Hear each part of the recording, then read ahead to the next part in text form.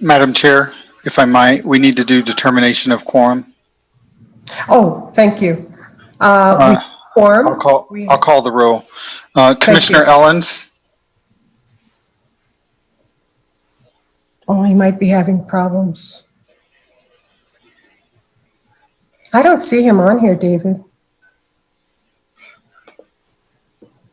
he's on the list. I just asked him to unmute himself. Okay. I'm here. Okay. Good.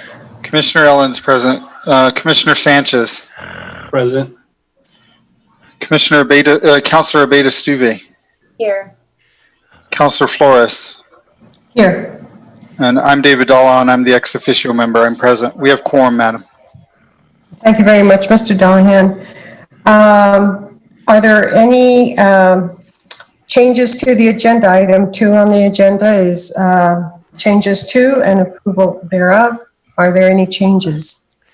Madam Chair, David Dallahan for the record. We need to remove item 5B, additional funding from the city for FY21, because that's covered under the action item 5B.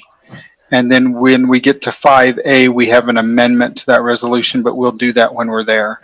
So if we could just remove item 6B under discussion items, that would be appropriate. Okay, so remove discussion item B, so that would be 6B. So that's an amendment there. And what was the discussion, excuse me, on the action items? We don't need to change anything now. We'll change it when we get to it. Okay. Thank you, Mr. Dallahan. May I have a motion to approve the agenda as amended? So moved. Moved by Commissioner Ellens. And seconded by Councilor Abeta Stuve. I'll call the roll, Madam Chair. Commissioner Ellens. Yes. Commissioner Sanchez. Yes. Councilor Abeta Stuve. Yes. Chairperson Flores. Yes. Motion carries 4-0. Thank you, Mr. Dallahan. Next are the minutes. Does anyone, does anybody have a motion to approve? Or, excuse me, may I have a motion to approve? This is Commissioner Sanchez. I'll make a motion that we approve the minutes of the meeting held on May 28th, 2020. Thank you, Mr. Sanchez, or Commissioner Sanchez. Is there a second to that motion? Second, Madam Chair. Thank you, Councilor Abeta Stuve. Are there any questions about this or any discussion about this? Does anybody have any questions about the minutes? Having no questions, I definitely have a question. And the reason I have the question is because I wasn't, I had those technical difficulties, and I believe because Mayor Pro Tem ran that meeting, and then Commissioner Sanchez came on about 9:28, according to these minutes. But the question I have for you, Mr. Dallahan, is on page 5 under the discussion items, paragraph 2, and I think it's a transcription question that I have more than well, and it has an effect on what it means. So this reads, second paragraph. Are you there, do you have your minutes in front of you, Mr. Dallahan? No, I don't. Sorry. I can. Give me a few No, seconds. no, it's okay. It's okay. I can read this, and then if other people have their minutes, that'd be great. But if you don't, this is how it reads. There are also things within the lease that the city is specifically providing that is called out not to be providing. It's an awkward sentence, and I think it's an error in transcription. The context was the agreement, the terms of the agreement that the city and the county had, and so. Actually, Madam Chair, the Yes. correct wording would be, instead of the word lease, it's under the joint powers agreement. There are specific things that the city is providing that were listed not to provide. So if you change the word lease to joint powers agreement or JPA, it will make sense. Okay, so then it would read, there are also things within the joint powers agreement that were The- Were as in we are, WE''RE. Oh, things also in the city within joint powers agreement that we're the city is specifically providing? Yes.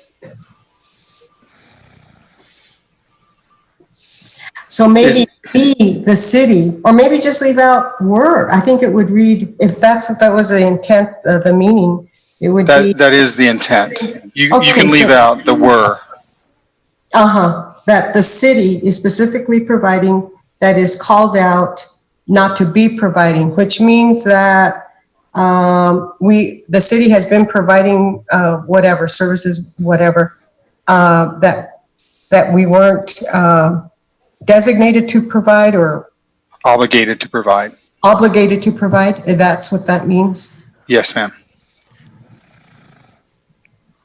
Specifically providing that is called out not to be providing. Okay, all right, that kind of, yeah. And then I go down the same paragraph, and it's sentence number 1, 2, 3, 4. Okay. Oh, here it is. Yeah, so, same paragraph, sentence 5. The second part is the way the wording is in the joint powers agreement. To disband the joint powers agreement of the Animal Service Center, it has to be through mutual discussion and mutual agreement. As I recall, Mr. Dollahan, are those your words for the minutes? Or was there an omission to state that there were actually 3 options in the agreement, and the one that we've discussed as being the best option would be through a mutual agreement? Madam Chair, you're correct. Those were my words at the meeting for the minutes. We feel like the mutual agreement is the best one, but you're correct. There are 3 options. Okay, so that's what you said. Yes. So the minutes do reflect what you said, but, Yes, ma'am. okay, well, I wonder if we can somehow, we can't amend that part, 'cause there's no ambiguity there. But somehow, well, I guess in our discussion later, we can bring that up. Madam Chair, we did share the PowerPoint with the county representatives. I shared that with the county representatives after the meeting, from our discussion with the city. Okay. When we had the city work session. So, and it has been shared with county management. True. Yeah, we saw that. Okay, so, all right, thank you. So, okay, and then on page 6, has the city spoken? Oh, as far as the steps that have been taken, so it's the top of the page of page 6. The paragraph starts at the bottom of page 5.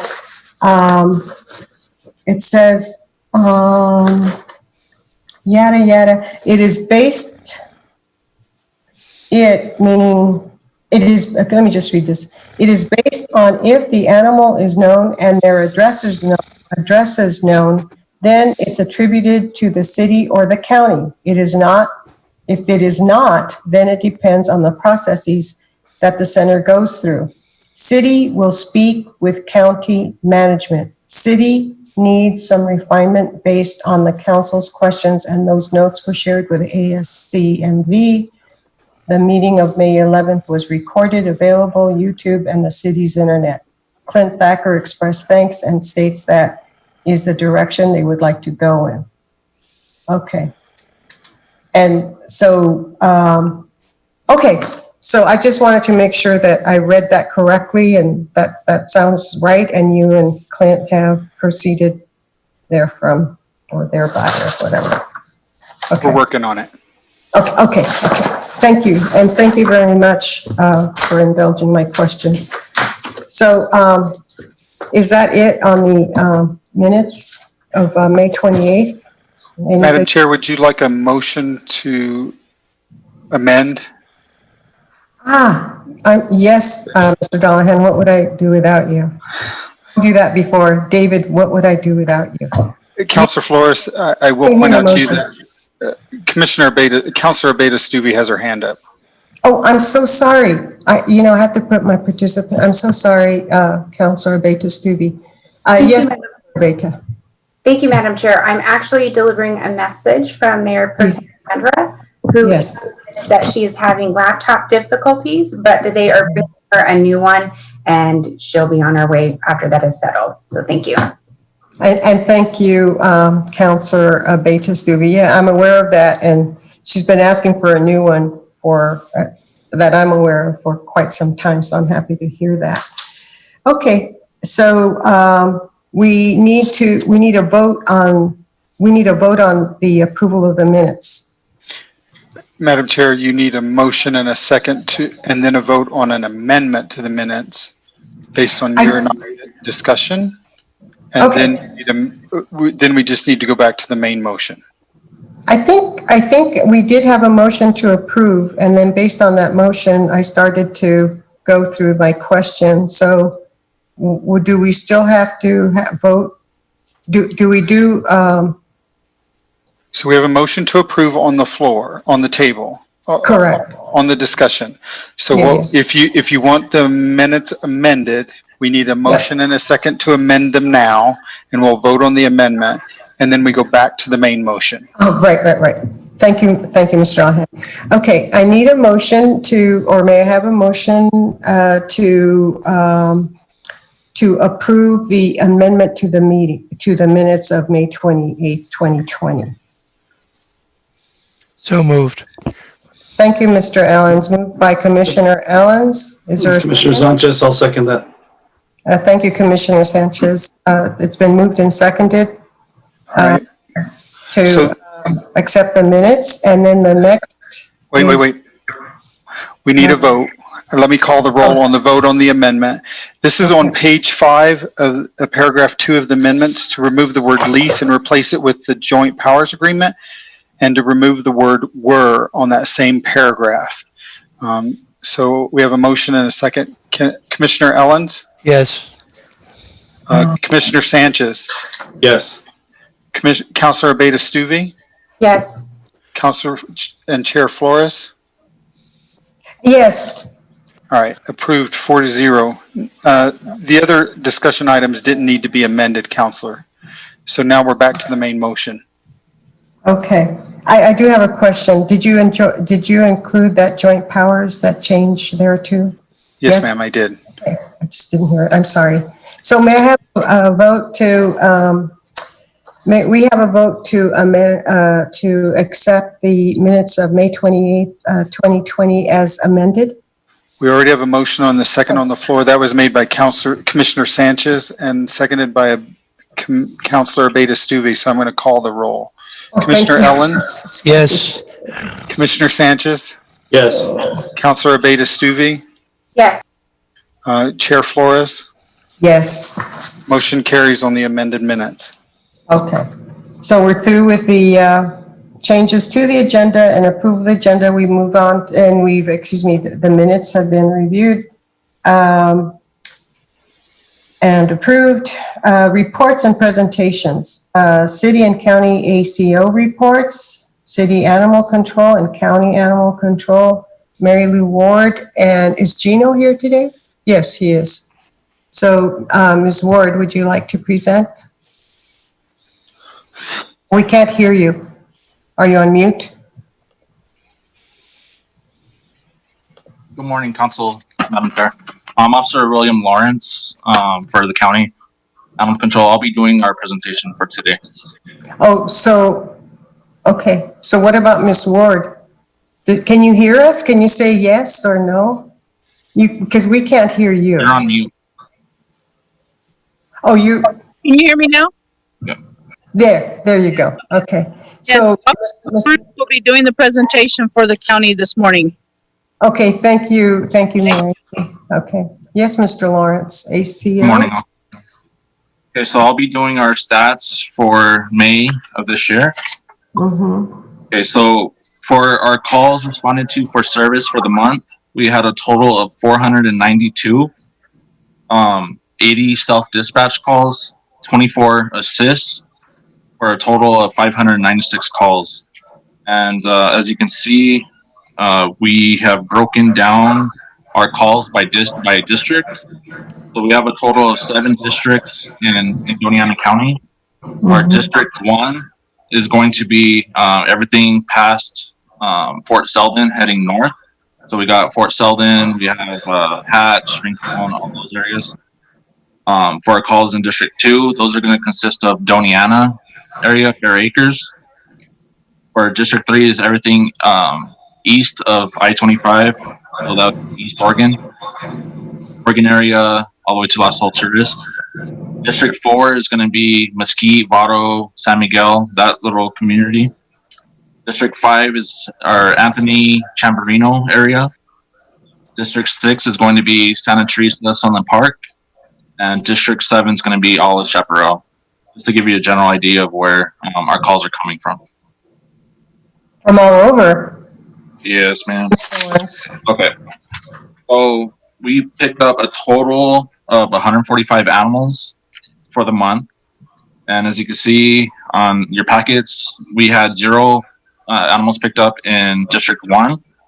We had a total of 33 in District 2, 33 in District 3, 36 in District 4, a total of 8 in District 5, 18 in District 6, and 17 in 7. Our animals impounded into the shelter, we had a total of 120.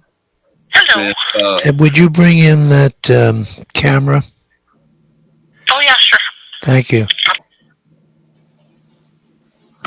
Commissioner Owens, who is that person in that picture? No sense of humor there. we good? I'm good. Okay, so our breakdown of animals impounded into the shelter by district again. We had 0 in District 1, 26 in District 2, a total of 27 in District 3, 28 District 4, 7 District 5, 17 District 6, and 15 District 7. So as you can see, our main busy areas are District 2, 3, and 4 for the most part. Yeah. Okay, so we had a total of 10 animals that weren't impounded into. We had a total of 10 animals impounded into our court hold facility, on top of a total of 9 from our existing cases that are ongoing. Of those 10, the animals came from 2 from District 2, 1 from District 3, 4 from District 4, 0 from District 5, 1 from District 6, and 2 from District 7. There are animals not included into the impounds at the shelter. We had a total of 12 dead animals. We had 2 rabies submissions that came from District 2. And we had 1 home quarantine on a dog bite from District 2. Our return to owner in the field. So we scanned a total of 108 animals for the month. Of those 108, we were successful in microchip scans for 19 of those animals. We were successful in returning the animals to the field of those 19. And for the little 5, we were unsuccessful in returning home, either due to when people get microchips, they their address, change their phone numbers, or we just we run out of time in trying to locate that owner. So those 5 animals went to the shelter. Madam Chair, this is Commissioner Sanchez. Yes, Mr. Commissioner Sanchez. I'm just curious. I don't have any of this data in my packet at all. So I don't know if I missed an email or if it just isn't in the agenda packet. I've been listening along and getting the data, but I'm used to having it in the packet, but I can't find it in mine. It might have been because it went out yesterday and Bernice sent out a packet yesterday. So I'm not sure Oh, why that That- happened. that's probably what happened. Thank you, Ms. Ward. And then unless she sent it in a printed, I don't have it in the electronic here. This is the one I got yesterday. Yeah, normally we don't place, this is Bernice Navarro. Normally we don't place the presentations in the packet. We haven't done that in the past. It's usually presented when they're giving the presentation now at the meeting. So I know they sent me the presentation yesterday, but I didn't know why they didn't put it up. Lawrence, Ms. Navarro, Uh-huh. I'm sorry. sorry, Chairman. Mr. Lawrence, do you have the PowerPoint or the presentation up on your screen? No, I don't. I printed them off, and I'm reading them over my printed notes. Bernice, do you have them? Do you have the presentation? Yes, let me see if I can get it. Because what we'll do is we'll have Bernice pull it up and share her screen, and Mr. Lawrence, you can just tell her to advance the slides. Okay, that sounds good. Ms. Navarro, is this what you sent out as the amended? Because I do have it in my pack, all the numbers he's going through. I have it. I have the numbers. The numbers that are in the packet are numbers from the shelter, not from the county. Oh, well, is this,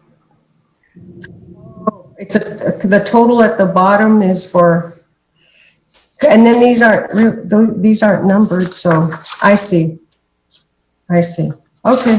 No, I do have, are you talking about this presentation? Is this the one you sent out yesterday, Bernice? No? That's not ours. Madam Chair, that's the financial report. Oh, well, I'm just trying to figure out if there was something that was sent out.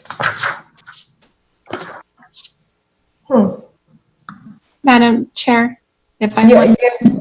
Welcome. I'm glad you got your computer. Yes, thank you. My deepest apologies. My computer has been acting up for the last couple of weeks. They had it, meaning IT re-imaged it. They brought it back to me. It didn't work. But I'm on a loaner. So here we are. I came in at 9:24. I think as Commissioner Sanchez is alluding in terms of having this as part of the packet, I think it needs to be for both. Yeah. And again, if we can get those packets much more in advance of the meeting, like the week before, that would be a tremendous help. Even a few days before. With the number of things that are being presented to us on council, this just isn't enough time for me to review. Yeah, it's hard. Yeah. Synthesize the information. And so I hope that staff would understand and be, and I'm happy to be open and flexible, but I think this has been discussed before and it's just not conducive to what's happening right now for us. So I want to have a meaningful conversation, and the only way that I feel that I can is by giving this in advance. Because I do read the but when it comes in and it's amended, it makes it very difficult. Yes, and I do apologize for not having sent the packet out earlier. I'm supposed to get it out by Friday, and I did not get that out. So We'll make sure and have it to Bernice ahead of time too. okay. And I do have the PowerPoint now, so I'll go ahead and share that with you.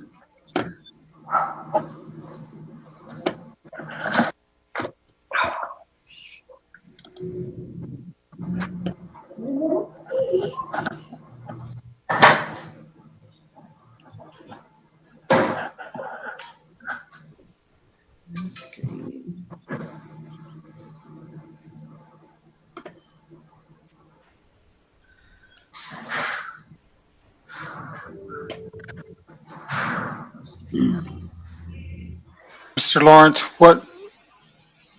So we were on slide 5 with the total animals impounded into our Court Hope facility. Yes. Okay. So we just finished up that one. Would any of you guys like me to go back so you guys have a better idea? I mean, I could start over if you would like. That would be fine with me. I don't know how anybody else feels, but yes, please do. I think it'd be nice to have that visual. Okay. Thank Let's start back over on slide 1. I'm sorry, slide 2. Okay, so can everybody see it now? Yes. Okay. So this will be our calls responded to for service for the month of May. Do you want me to go over the districts again, or are you guys kind of familiar now? Well, can you go over the districts again, Mr. Lawrence? Yes, no problem. And also, you have, and if you could explain, it says dispatched and self-initiated. And if Yes. you, and assist, can you give us the definitions of the activity that goes behind those words? Absolutely. Okay, so our total calls, dispatch calls, which means that they come from central dispatch, those equal 492. Our self-initiated calls don't necessarily go through central dispatch. It's where we have our follow-ups,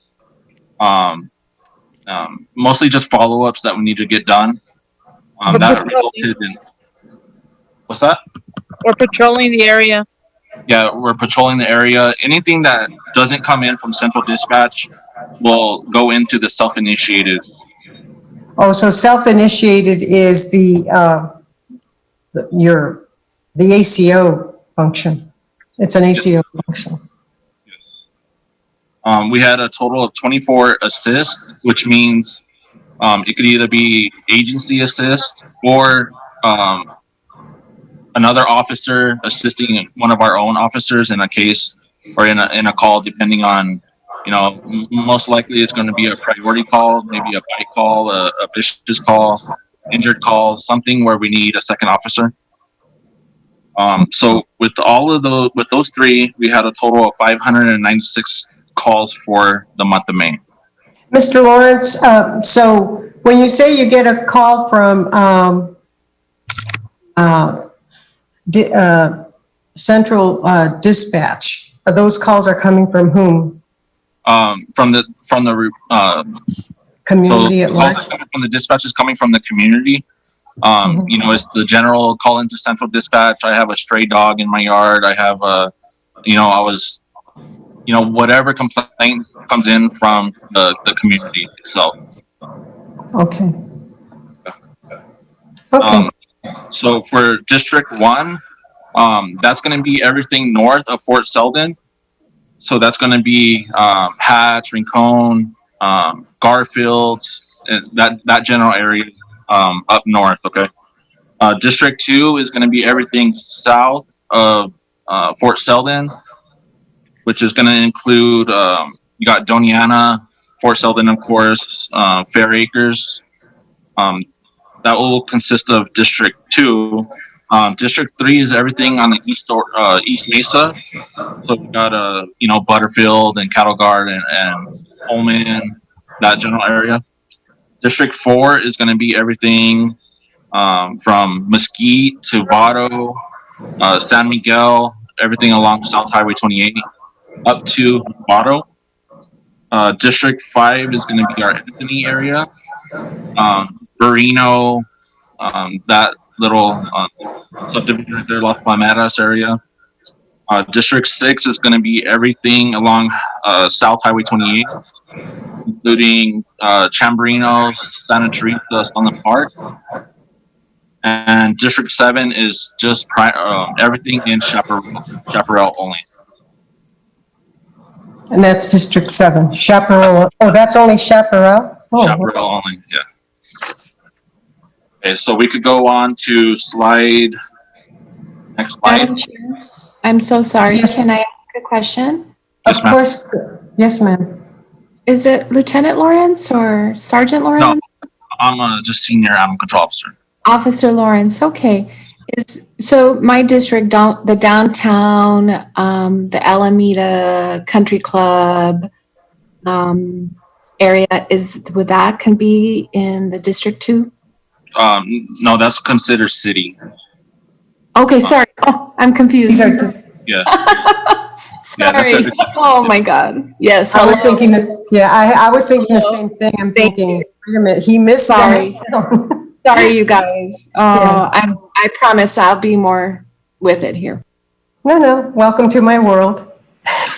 I feel very comfortable with your presence. Thank you. Can we go to the next slide, please?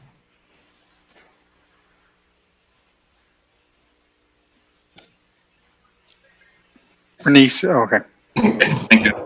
Okay, so these are the total animals picked up by district. We had a total of 145 animals that were picked up. We had no animals in District 1.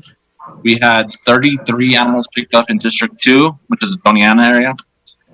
33 in District 3, which is the East Oregon, or East Mesa. We had 36 in District 4. We had 8 animals picked up in District 5. We had 18 picked up in District 6 and 17 in 7 Chaparral. So our main areas are really 2, 3, and 4, as you can see on the slide. Okay. 2? You have any questions on that, on those particular numbers? I'm sorry, how many were in that blue? Oh, okay. Oh, it's 33 and 33 at districts 2 and 3. Yeah, that'd be the Doniana area and the East Mesa. East Mesa, and then 4 is You got Mesquite, you Mesquite. have Vado, San Miguel. Up to Highway 28. Yeah, Highway 28. A lot of those little communities right in there. Yeah. And that's typically our busy areas are 2, 3, and 4.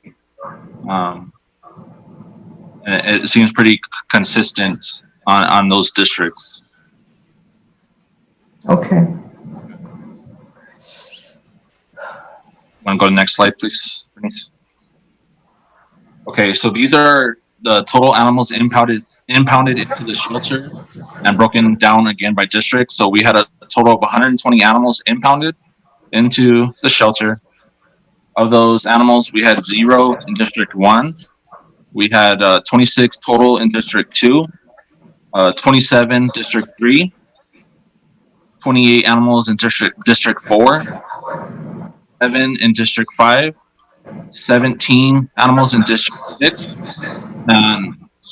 and 15 in District 7.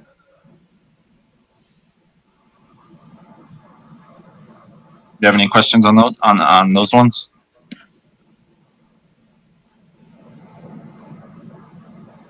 Okay.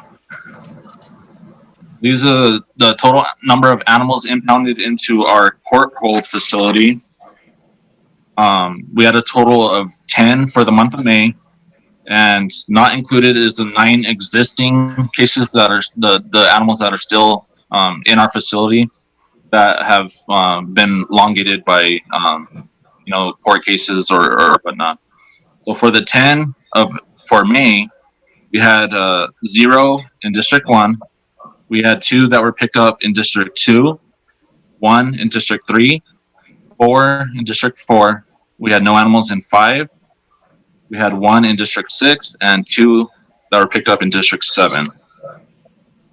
Excuse me, Mr. Or Officer Lawrence, what is a court hold?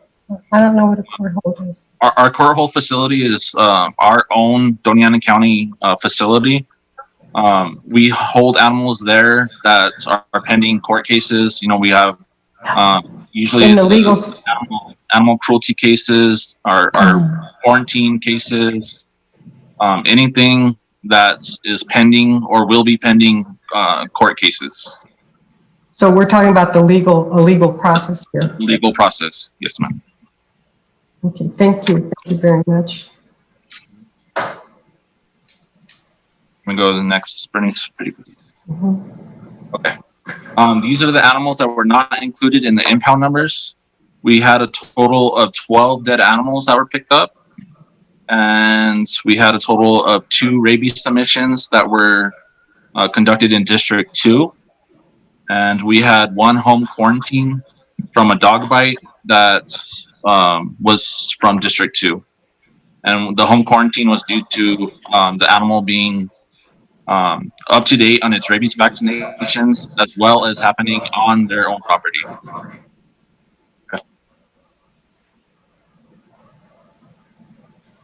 Okay, next slide. Excuse me, Officer Lawrence, can you go back, Bernice, Ms. Navarro? So in the, I'm looking at the district, what kind of animals did you, dead animals did you find in District 3 and 4? Do you know offhand? I don't know offhand, but the only dead animals that we pick up are going to be cats and dogs. Okay, thank you. I don't know the exact numbers of cats versus dogs, but it's either a cat or a dog. What happens with bigger animals? Who takes care of those? Coyotes or wolves or cows? Typically, it's going to be livestock that will handle the larger animals, the horses, the cows, and it'll either probably be like wildlife or roads department will pick up the coyotes and you know other wildlife on the Okay, thank you. You're welcome. So these will be our numbers for return to owner in the field. We scanned a total of 108 animals. Of those animals, we were successful in finding microchips in 19 of them. We were successful in returning to owner the full 19 animals that were scanned. And we had 5 unsuccessful attempts to return to owners. And as I explained, either the phone number or the address were no longer valid on the microchip, meaning that the owner either moved or changed their phone numbers, and we can no longer get a hold of that owner. Okay. Do we have any questions on that one? Well, the comment I have on that one, Officer Lawrence, and for all of us to know, is that we have to remind people that they have to update their chips because that's microchipped and they're still not being returned. Yes, and ma'am. People kind of think, well, you know, it's not important to keep that up. Yeah, so and that's what we push for. That's what we're constantly pushing for is field education, making sure, you know, that we need to have these animals microchips, vaccinated, and spay and neutered. You know, those are our main focus in making sure that we ensure the safety of all of our community, and we're able to return these 108 animals that we scan. You know, our goal is to get these animals home, not into the shelter, and we push really hard on educating the public. And by educating the public, I mean, this is a joint effort irrespective of who, you know, the joint powers agreement. I mean, or not necessarily a function of the joint powers agreement, just a function of being humane. How are we doing that education? Is there I think there used to be a column or a section in the Sunday newspaper. I don't know if it's still there, where we should have something in the Sun News and in the bulletin, we should have a column there. Yeah, it would be nice. Can we do that? I mean, can we reach out to our news agents, our 2 local newspapers, and then maybe other publications in other parts of the county to make sure that this information is getting out there? Yeah, absolutely. I think it would be a great idea. We can do PSAs. Those are free, and it's a public service announcement, constantly reminding on all the stations here in town and the area. Yeah, I mean, radio stations and, you know, stuff like that. And it's absolutely something we could look into. I'll talk with our supervisors and see what we could get done with that. Yeah, and then maybe KRWG can do a little spot, like a 30-second spot here, there, and, here and there. And whenever they have 30 seconds, they can donate to, airtime to this public service. Yeah. Yeah. So Thank you. currently, our education is coming from, we have our packets that we hand out when we are out in calls, and we are continuing to do our ACES project, but we are due to the COVID outbreak, we are currently suspended as of right now, until we we don't have a set date in returning to that project. For the meantime, we're not exposing ourselves due to the COVID. So Right. a lot of general education comes from that project, but due to the COVID, we're holding off on that for the meantime. Yeah, our hands are tied. Yeah. Thank you, Officer Lawrence. Thank you. Okay, so these are bite calls for the month. We had a total of 13 exposures to humans, and we had 4 exposures to other animals.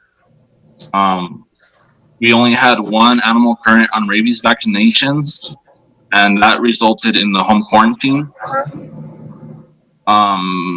So our quarantines consisted of 3 animals going to the shelter for the 10-day quarantine. We had 8 that went to our own porthole facility, and I mentioned the 1 home quarantine due to it being up to date on its vaccinations.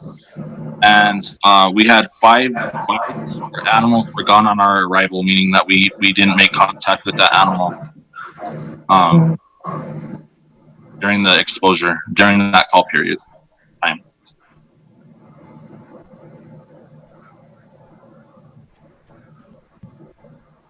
Any questions on that, on our bite calls?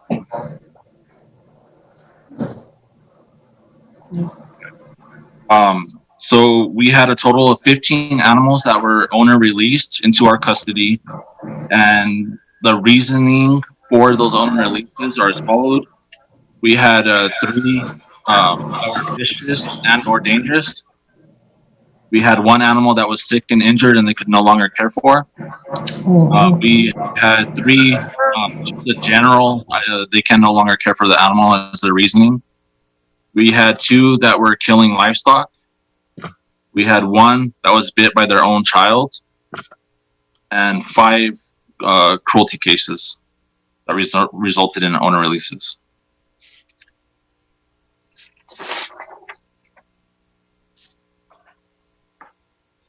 Okay, so Mr. Lawrence, yes, if I ma'am. may, when you have these releases from ownership due to these reasons, did you say that they are euthanized, or what do we do? Not necessarily euthanized. It's at the shelter's discretion. So what we do is we pick up these animals, fill out their paperwork, and then these animals are transported to the animal service center of the Mesilla Valley, and it's up to their discretion of what happens to that animal. Thank you. Thank you. Okay. Could you explain cruelty? What does that mean?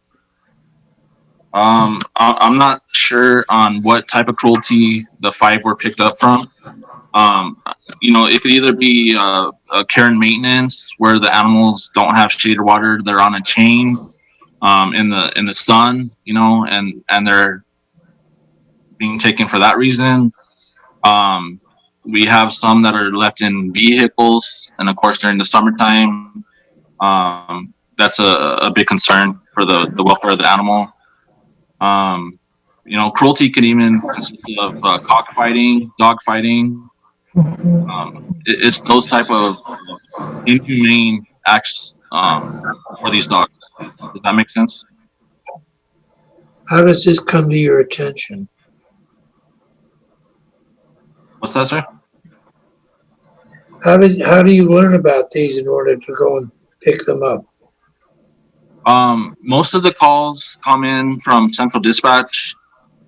So we have a reporting party that either sees the call or has information on that call, and we go out there and do our investigation to either consider it cruelty, care and maintenance, stuff that can be fixed, or if we need to step in and take legal action on those calls.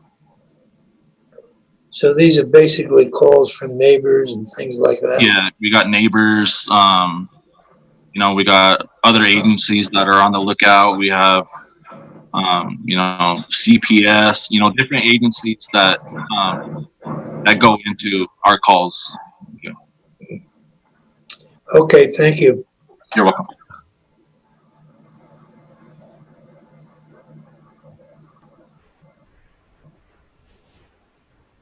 Okay, so for May, we had a total of 5 animal control cases that went to court. Of those 5 cases, we had a total of 5 charges. Of those cases, we had 11 regular hours of court time and 1 hour of overtime. For the 5 cases, we had 1 deferred sentence. We had 2 that were dismissed for compliance, and 2 continuing, meaning that they were, rescheduled or they were rescheduled for a later time. Mr. Lawrence, so the deferred, that's for the owners. These are the charges that are brought against the owners, correct? Correct. The defendants, yes. So, what kind of penalties or what sort of is it a crime? Is it a misdemeanor, a felony? So all of our cases are misdemeanor. If we have to charge felony cases, then that will involve DASO. So we can only prosecute misdemeanor cases on our own, and then if they're going to be a felony case, then we have to get DASO involved.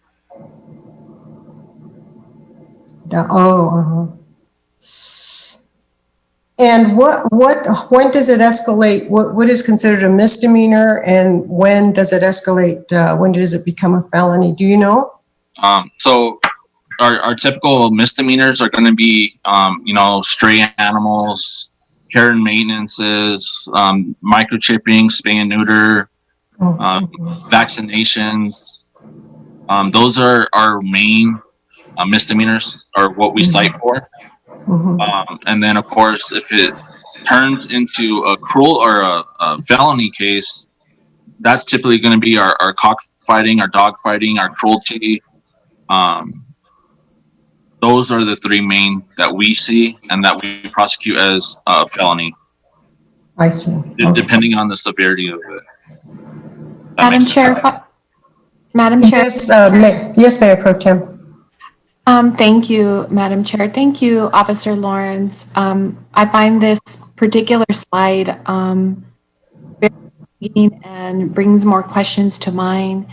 I think that you all as ACOs do quite a bit to encourage, right, our constituency to follow the policies, the ordinances, if you will.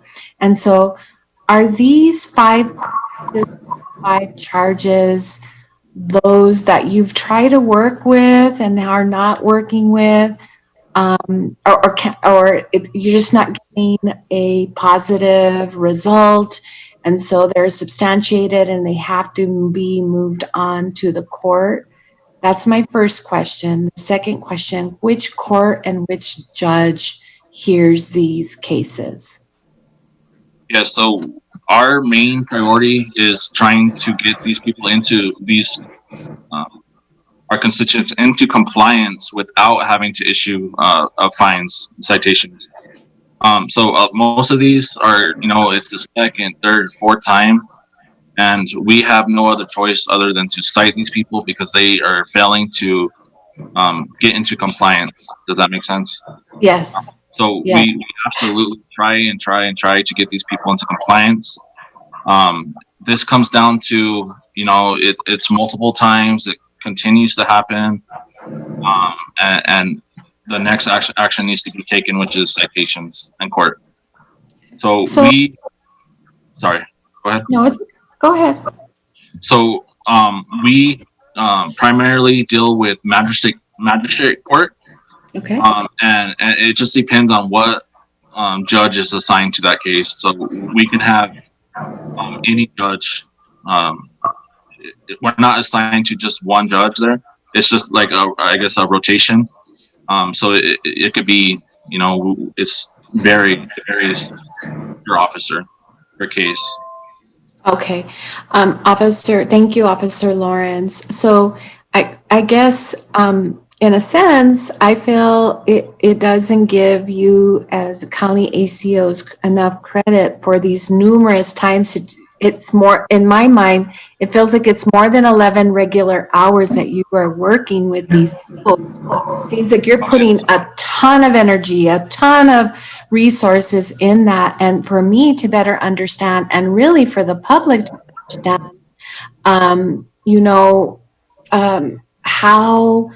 how thoughtful and honestly the kind of what you're wanting is compliance. And so the number of hours that is spent. So in my mind, I would like to hear what is the kinds of cases, like in these deferred sentence to dismiss for compliance to continue cases, what are they, right? What kinds are they? How many times have you been working with these people?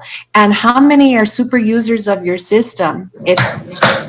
Okay. Because for me, I think it's important for the public to understand that, because this takes away from you doing the education, the awareness, the necessary. It just takes away from that. So is that really the best use of our funding? Our taxpaying dollars, right? Where can we find the spaces that where we are utilizing you to the maximum, if you will? Yeah, yes, ma'am, I understand. And we could look into that. We have a system where we can see the calls, how many times we've been to that property. We leave detailed notes in each call so we can see what has been done in that particular call. And typically that's how we build our cases. We can see each call and how many times we've been to that call through the months, if that makes sense. It does. Yeah. Thank you. Thank you, Officer Lawrence. Thank you, Madam Chair. You're welcome, Mayor Pro Tem Gandara. And that brings to mind, if I may, Mr. Officer Lawrence, thinking about getting the word out and educating people.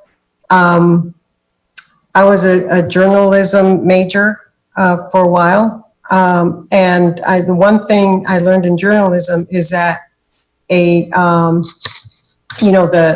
dog bites man is not a story, but the man biting dog is a story. But I think though that seriously, I think that any story about an animal always catches people's eye. It just does. And I'm thinking that on these animal cruelty or the cases that go to court, I think it'd be great if we had coverage on those and those were publicized. I mean, 5 cases alone in May, there were 5 cases that went to court. That's a lot. I mean, in my humble opinion. And then to have stories about just the human interest story and to accentuate how animals should be cared for and stuff. And so that could be generated if we could just get a reporter on that beat, that'd be wonderful. If we could find a reporter who would be willing to follow this up. Or, stay on this beat, on this, yeah. Yeah. Do you submit stories, by the way? Does it and this also goes for the city ACOs, but typically we don't.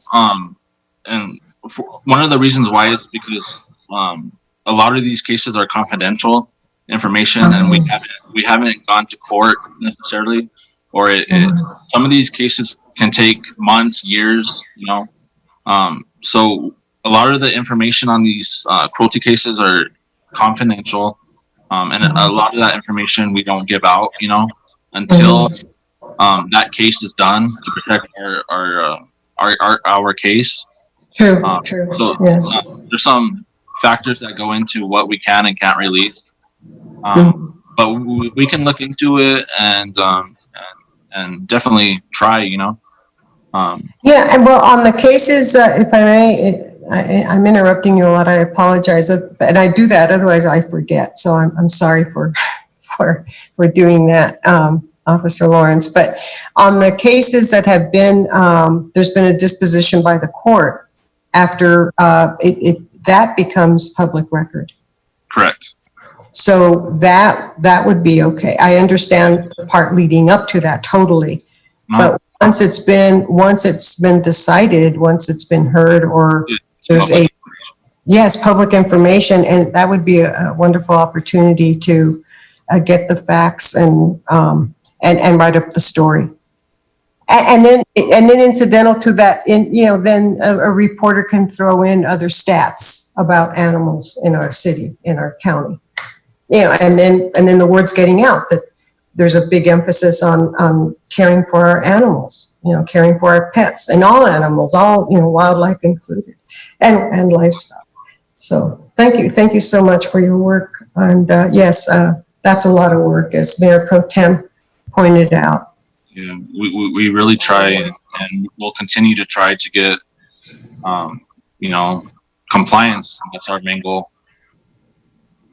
Thank you. Education and compliance. So. Yeah, tough job. And that will conclude our presentation on county animal control for May. Thank you. Are there any questions? I know I kept interrupting, and I'm abusing the chair here to an extent, but and I should have just said, I should have laid the ground rules that people, check out with clear it with Officer Lawrence if it's okay to ask questions as we go along. Sometimes those are, just when you're on that piece of information or that section, it's easier to ask a question. Otherwise, it gets a little stale or something, and then you have to go all the way back. Are there any questions for Officer Lawrence from anybody else? Okay, thank you so much. Madam Chair, you have Councilor Abeyta-Stube.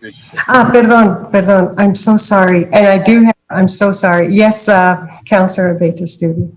Thank you, Madam Chair, and thank you, Officer Lawrence. One real quick question. For the rabies holds, did all the animals test negative? Yes, they did. Every single case we've had has tested negative. Well, so we can't test for rabies. All we can do is document and watch that animal for the 10 days. Okay. If it shows no signs of of typical rabies, then after those 10 days, then that animal can go back to their home. Okay, and I assume that they're vaccinated before they're sent home. Yeah, so we vaccinate them before they go home. Okay, thank you so much. I'll do add. Can you hear me? Yes. The two rabies submissions that we did send to the Albuquerque testing for the lab did test negative for rabies. So those two did come back negative. Yeah, I'll those two. add that. And I do want to add something that our SNAP, the Spay Neuter Action Program, is continuing. It kind of got a halt because of the COVID, but things are continuing. They are taking safety measures with the process when they are interviewing people that are qualifying, but they are continuing with the program. Thank you. Yes. Sorry, I forgot to mention. Yeah, SNAP is continuing as well. It's just a process. Great. Thank you so much. Thank you for your question, Councilor Abeyta-Stube. Are there any other questions from the board? Okay. Next, thank you so much again, Officer Lawrence, and thank you, Mary Lou Ward, so much. Thank you. You guys have a great day. Okay. Thank you. You too. And stay safe out there. Between the heat and COVID, it's like we've got it coming and going. So thank you. Yeah, be well. So the our next is the city. So, Officer Gino Jimenez. Good morning, Madam Chair, members of the Good board. morning. My name is Gino Jimenez. I'm the Animal Control Supervisor for the City of Las Cruces. Before I begin my presentation, Madam Chair, I would Yes. like to thank Officer Lawrence for his detailed explanation of how we do our job. That was very well thought out and very well appreciated by me. As we know that even though city and county, our policies may be different, the actual enforcement and our actual jobs are very, very similar. So I would like to thank him publicly for his explanation of everything. Good job, William. So if I may, I'm going to go ahead and begin my presentation. Did it come up on everybody's screen before I begin? Okay. And also, am I being heard? I just want to make sure before I change all my audio. Yes. Okay, thank you. If they can't hear you, Gino, with all due respect, how can they say they can't hear you? But anyway, thank you for that.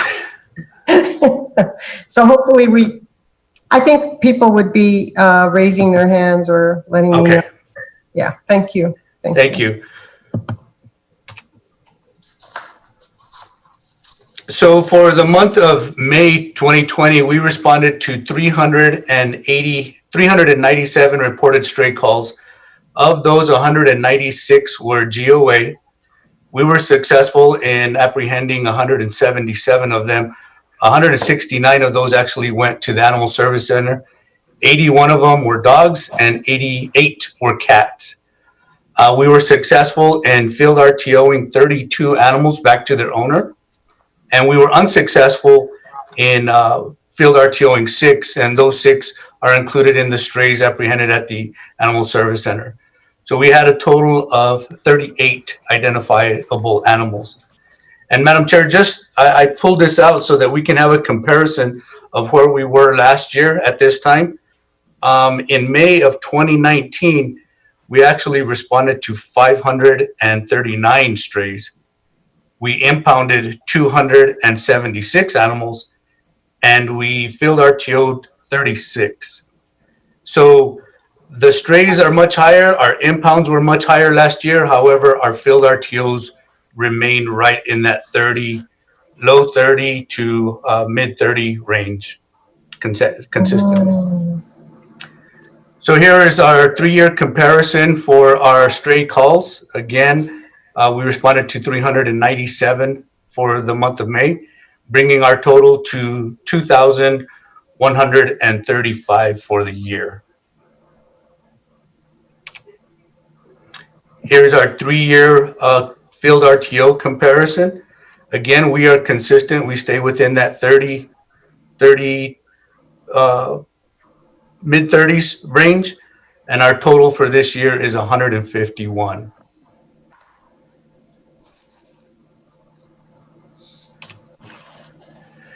For the month of May, reasons for owners releasing their animals, we had 2 that were parvo related or positive. We had 1 for a cat that bit its owner, and 3 that were showing aggression towards a family member and or a child. As you know, we've been trying to assist the Animal Service Center as much as possible by not taking in healthy animals if we can. Of course, if they pose a threat to public safety or their health, the animal's health is in question, then we have no choice but to take them to the service center. But these numbers are very, very low, so we're assisting how we can. Finally, the reasons for being unable to field RTO, we had 6 where there was no contact by phone or at the residence, and one of those 6 actually had the resident was listed in El Paso. So of course we could not reach out and travel across state lines to return that animal. Next slide is the map of our stray map. This is just a screenshot. I'll be able to pull it up here in a little bit. This is just a screenshot of the maize strays. Just as requested by Mr. Dollaham, our stray map is now available on the CLC webpage. So citizens can actually go to the city's webpage, look for this on the maps. There's a whole glossary of maps, and they will be able to pull up this map and manipulate it. Of course, it's read only, but they will be able to look in their neighborhoods. They will be able to look in neighboring districts, however they choose to, and they will be able to look at specific animals of where they were impounded or reported strays. What was the description, whether they were vaccinated, had tags, microchipped, and what was the final disposition. But with that, I will minimize this so I can go to my map.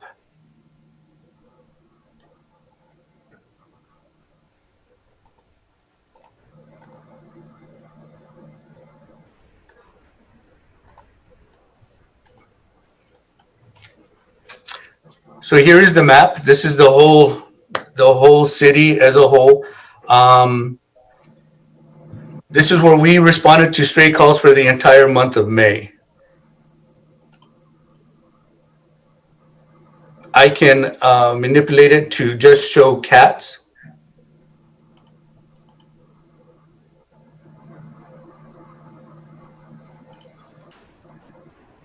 And the constituent will also be able to do this. They can zoom in a little closer. I'm trying to keep it all within the screen though, so it's hard sometimes. That's as close as I can get it to show the entire city. However, if you would like me to, I can pick a specific area and zoom in on that one.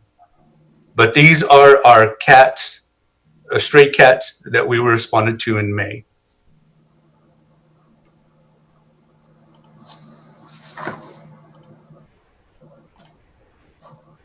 Now I'll show you the dogs that we responded to. And as you can tell, the entire city is represented pretty well within strays. There's not one specific area that has more calls than the next, or one that has less. The city is well represented as far as strays are concerned. Excuse me, if I may, can you hear me, Supervisor Jano? Yes, ma'am. Yes. So the comment you just made, I'm looking at the map, and it seems like, and Councilor Vasquez has brought this up about the strays in his district. I mean, when you had the cats up, it showed, yes. Mm-hmm. And the PIO that went out on the 24th, which was, I guess, yesterday. Yes, ma'am. Yeah, very, very good. Thank you for putting that out. You're welcome. Supervisor Jimenez.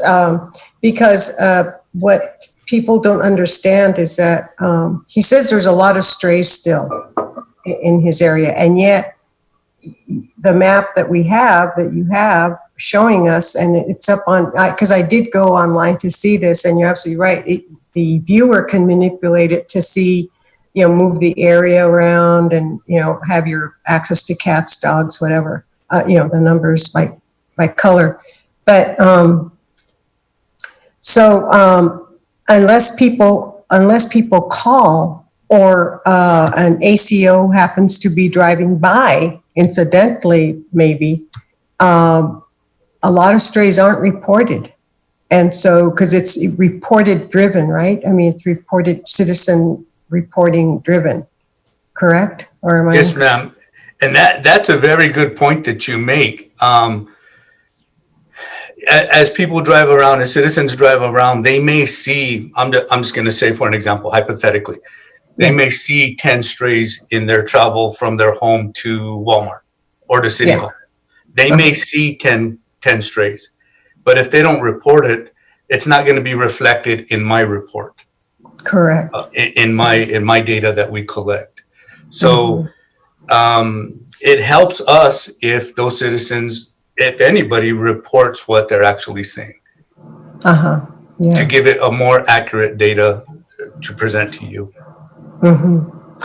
So it's possible then that there are strays in other parts of the city that aren't being reported, and therefore we don't have those little dots up there reflecting strays, correct? Absolutely. Yeah. And they may come Okay. from various reasons. Maybe a citizen is just tolerant. They don't really, they're not really concerned with the stray cat in their backyard or the stray dog running down the street. They're very tolerant. Whereas there may be somebody who's not, who simply sees a stray cat and is reporting it immediately to us, or a stray dog and is reporting it immediately to us. So we have both ends of the spectrum. Okay. Madam Chair, if I may? Yes, of course. Thank you, Sergeant Jimenez. No, ma'am, I'm just the supervisor. Okay, thank you, Gino. You just got promoted. Yes. Yeah, I did. Thank you. By me. Just promoted. Thank you for the information. I think it's an interesting question, and obviously, you know, your work is very complaint driven, right? People reporting the various things that are happening in our particular community, but I don't want to suggest that the question that was asked is unimportant, because I think it is. It's a piece of the puzzle, if you will, in that typically when people are calling in complaints about stray cats, like community cats, and in our issues that we've had is because they're spraying nuisance, right, to a particular community. And I think that was what Councilor Vasquez was getting at in terms of, and as you digging in deeper, as ACOs Gino and company are doing, you start to realize that people are taking in or taking care, putting food out, whatever, and not essentially become licensing or right themselves to be a Community owner. Yes, a community owner. And so all of that, to include the fact that we have stray animals that are out there, you know, moving from place to place, I would agree. And you're right. I think there are a lot of folks that also just sort of, you know, shrug their shoulders and basically deal with the incidences that come up. I think he was feeling like there was more happening at that time. And, you know, I don't know, you could say from that time over to this time, are you still seeing, you know, the amount of the various calls in those areas? And maybe that's a good thing, is checking district.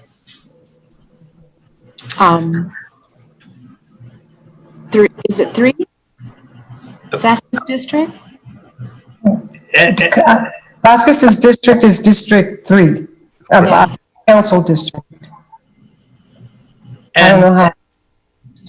And to respond to your comments, Councilor Gondra, maybe, and this is hypothetically again, because I don't know, I'm just speculating.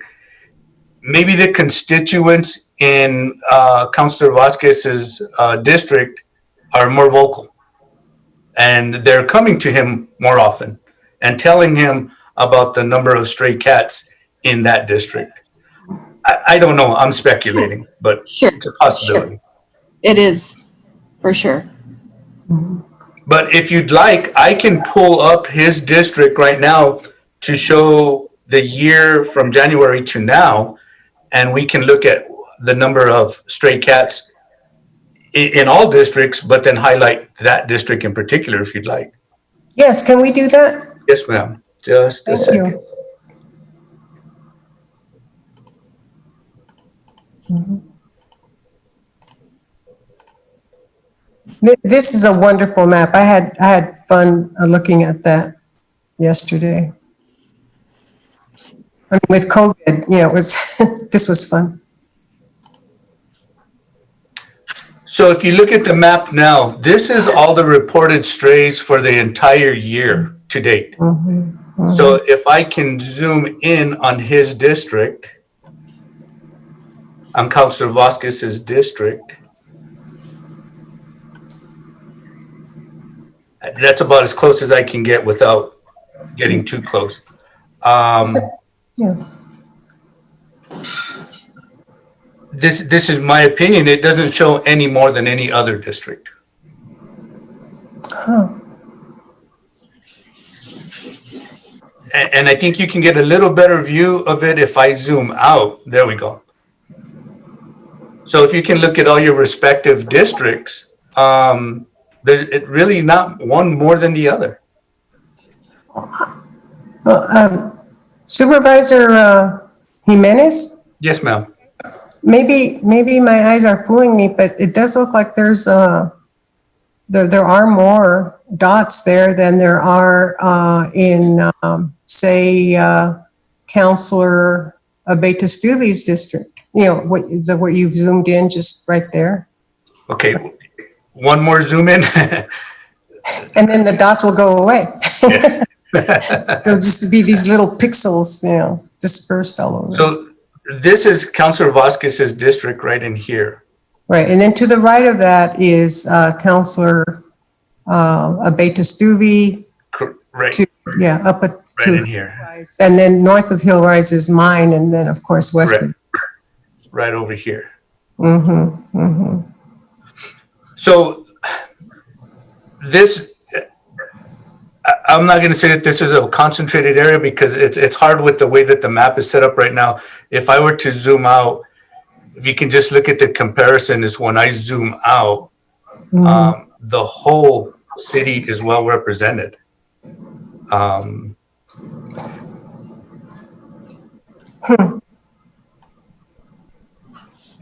Well, there isn't a lot in Hacienda Acres. Even up here, yes, ma'am. That's what I was about to say. Even up in District 5 and 6, there are some pockets where there's a higher concentration of cats. So let me zoom in right here. Every one of these could be a cluster. So if I take, for example, I see what you're saying. I see what you're saying. The clusters, the dots alone may represent a number of animals, cats in this case, as being a concentrated number. The dot may represent more than one cat. absolutely, yes, ma'am. I get it. If you look at District 6, you have the Alba Road. So right here, just looking at it, you can count 5 dots. But if I click on one, you'll see that it was a single cat that was impounded. But in some of these cases, there's multiple cats because it just takes so much more information, so much more data to put in individual dots for each individual animal. So let's just say, for example, if this was a mama cat with a litter, it would only be included as one in data entry, as one entry. I see. I see. Okay. So I know that there's some out here.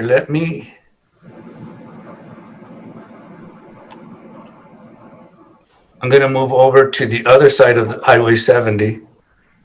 Yeah, that's my district. Yes.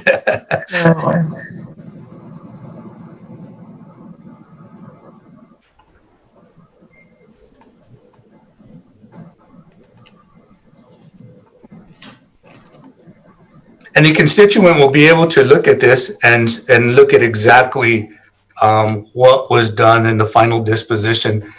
This one, it shows that there was, we got responded to a cat. It had no tags. The chip was unknown because it is very hard for us to scan feral cats. Officer safety is always number one. But they were able to impound a gray and white cat. And I want to make sure that it's clear that this is not where the cat is owned, or this resident, this constituent may not own this cat. It was simply that that's where the stray cat was reported from.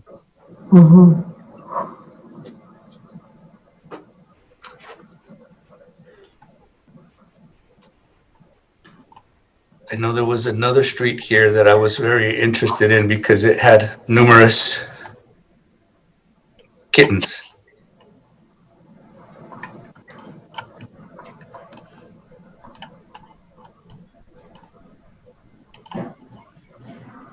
So here's an example. Instead of putting 5 individual kittens, it's listed as one entry as for 4 or 5 kittens. Got it. Yeah. I see. Okay. So those dots aren't really representative of the population. Correct. Yeah, okay. It's simply the call that we were responding to.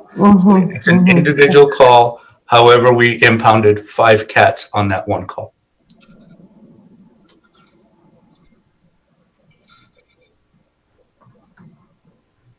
I'll zoom out again if there's any other questions for the cats for so far year to date, January to today. None for me, Gino. Thank you. And none for me either. Thank you, Supervisor Gino Jimenez. You're welcome. And that concludes my presentation. I'm available for any questions for the map or anything before that.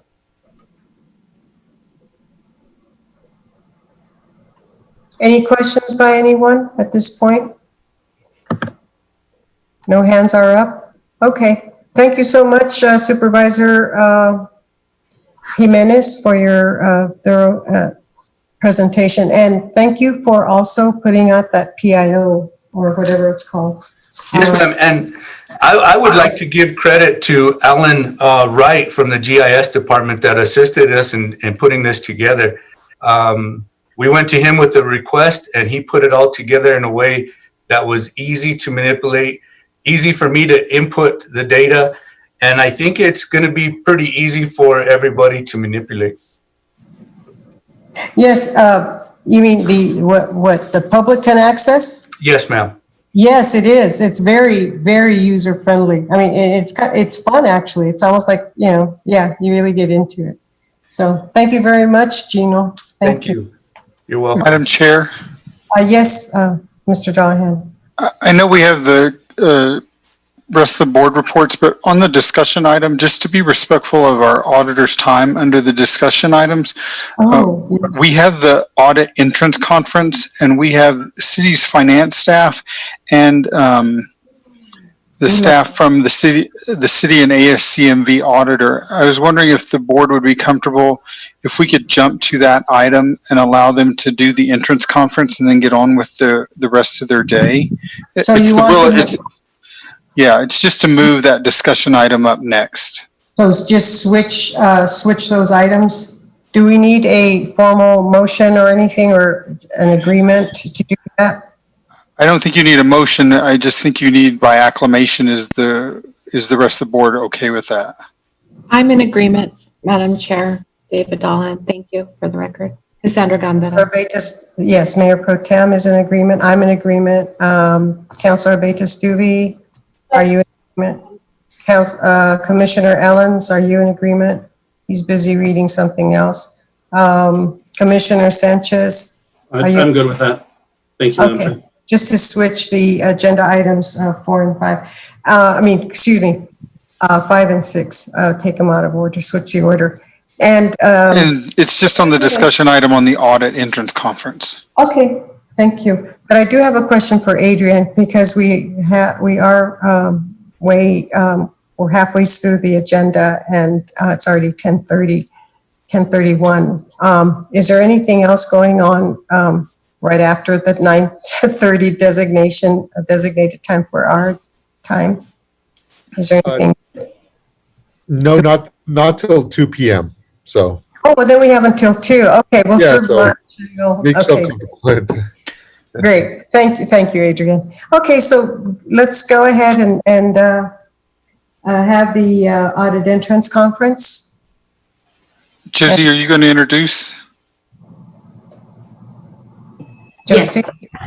Hi, good morning, Chair and members of the board. My name is Josie Medina with the Finance Department, and today we have PB&H, Chris Gardner and Heather presenting the entrance conference for the Animal Services Center.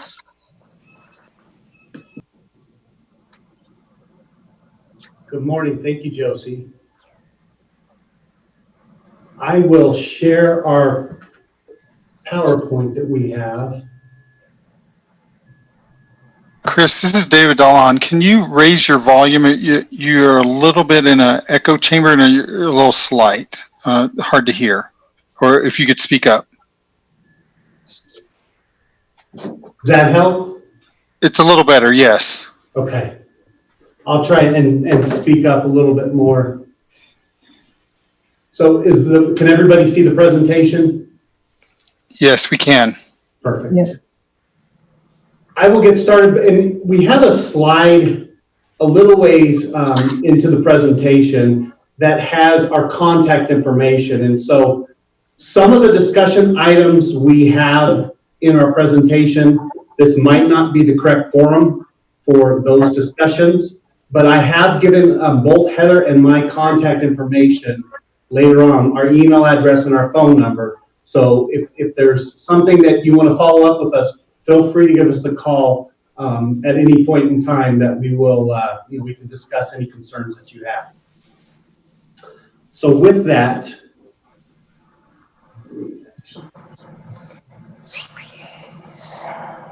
okay.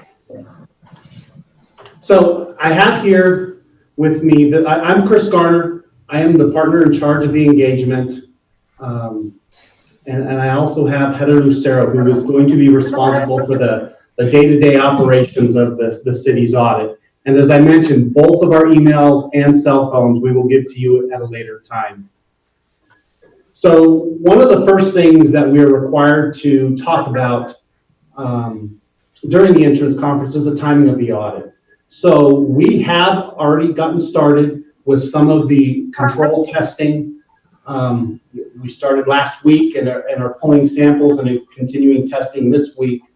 But we're looking at internal controls, completing all of those documentations, testing the state auditor compliance, getting planning going for the single audit, and then also doing a risk assessment. And so, part of our discussion a little bit later is really a part of the risk assessment that I'll kind of emphasize a little bit later, where you guys kind of play a role in that assessment as we go through the audit process. We are scheduled to come back and complete field work in September, October timeframe.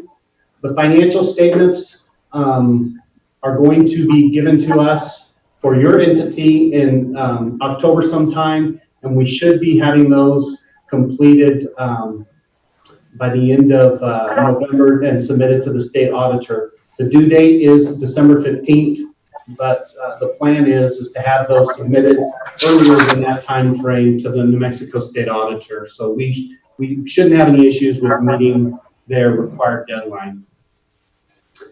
The next thing that the standards require we talk about is responsibilities. Our responsibilities. Sorry, can I stop you there? Sure. Back to the Madam Chair, I'm sorry. This is for the record, Cassandra Gandara. Would you go back to the slide prior, please? Thank you. I have some questions here, and rather than ask it at the end, I would like to go slide by slide if I can, because this is not my area of expertise. I realize it is for you and staff that are on the call, and so I just wanted to speak to pieces of your work and speak to me about what you mean by internal control testing and walkthroughs? Sure. So we'll have a slide a little bit later that will talk about the internal control testing and walkthrough. So our auditing standards require us to get an understanding of internal controls, of all the main internal controls of the city. Mr. Garner? Yes. I just wanted to, I was on mute and I was wondering why you kept talking. So Mayor Pro Tem Gandara has an excellent suggestion here that we go slide by slide to assure that we fully understand, because this isn't something we do every day. So if you don't mind, if we can just go one slide at a time, and we'll field questions in that manner. So thank you. Thank you. Yeah, no problem. As I mentioned, we'll have a slide in a few slides away that talks about the internal control testing and what we are required to do. But our auditing standards require us to gain an understanding of internal controls. And so auditing standards don't require us to actually test controls, but the New Mexico State Auditor does. We are subject to what's called a Yellow Book audit, and we'll talk a little bit about that here in a minute. And that Yellow Book audit requires that we gain an understanding of internal controls by picking samples and testing those transactions. And so at this point in time, there are certain controls that are deemed more significant, I guess is a good way to put it. And we are going through and picking samples of those transactions, payroll, disbursements, and different things, cash receipts, and actually picking a statistical sample to test those internal controls. Other items that are not as key, we only have to do what's called a walkthrough, meaning we take a transaction, we in essence test the controls for that one transaction and walk it through the system. And we're only required to do one walkthrough when we do those types of testings. But we'll expand a little bit more upon that here in just a few more slides. Okay, thank you. Thank you so much. I really appreciate it. Will you also be speaking about the risk assessment and what that would entail as it relates to financial audits? I will kind of highlight how you guys can play into that, but no, we won't talk that much more about it. So that is a great question that I can go over right now. That would be great. The risk assessment is, as auditors, we have to take into different factors to come up with our risk assessment. And what we're doing there is, where are the more risky types of transactions? Where are the transactions that cause us more concern, that maybe need a little bit more focus? And so as a part of that risk assessment, and where you guys will play into it, a few slides later, we're going to ask a few specific questions. And if there's any particular transaction that causes you concern, that you think that maybe merits a little bit more attention than we do in a regular audit, we'll talk about that. But what our team does also is all the auditors have to get together, everybody involved in your audit, and we all talk about where do we think are the risks of your audit. And so we'll go through and we'll determine, we feel that these risks are here. Then we look at, well, what did we test in internal controls? Well, those internal controls deal with this risk in a way that we feel that mitigates a problem from happening. The controls are functioning. If the answer is no, then we might have to do a little bit of additional testing to get comfortable with the numbers that are being recorded in your trial balance for those types of transactions. And so our risk assessments we do internally.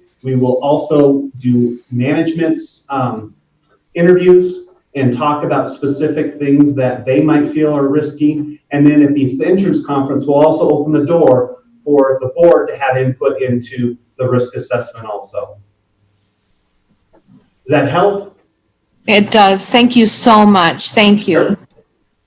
You're right. We speak a different language than a lot of people do, and we just take it for granted. So I'm glad you interrupted. So feel free to interrupt anytime, even if it's not at the end of the slide. If you have any questions, this presentation is for your benefit. And so, interrupt and I'll answer questions to the best of my ability. Thank you so much. Sure. Are there any other questions on this slide?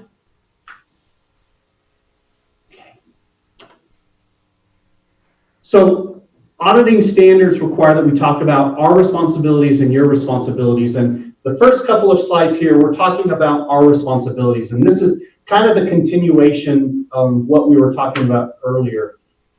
Actually, the next slide is. But this first slide talks about our responsibilities as your auditors. What we are hired to do is, in that left box, is express an opinion on your financial statements. And so what that means is that we've got certain standards that we have to follow. We have to make sure that the financial statements are what we call materially correct. So if you look at the slide on the right, what that means is we're giving what's called reasonable assurance. We're not giving absolute assurance because if we had to give absolute assurance and audit every transaction, the cost of an audit would just, be, really high. I mean, it's high enough as it is.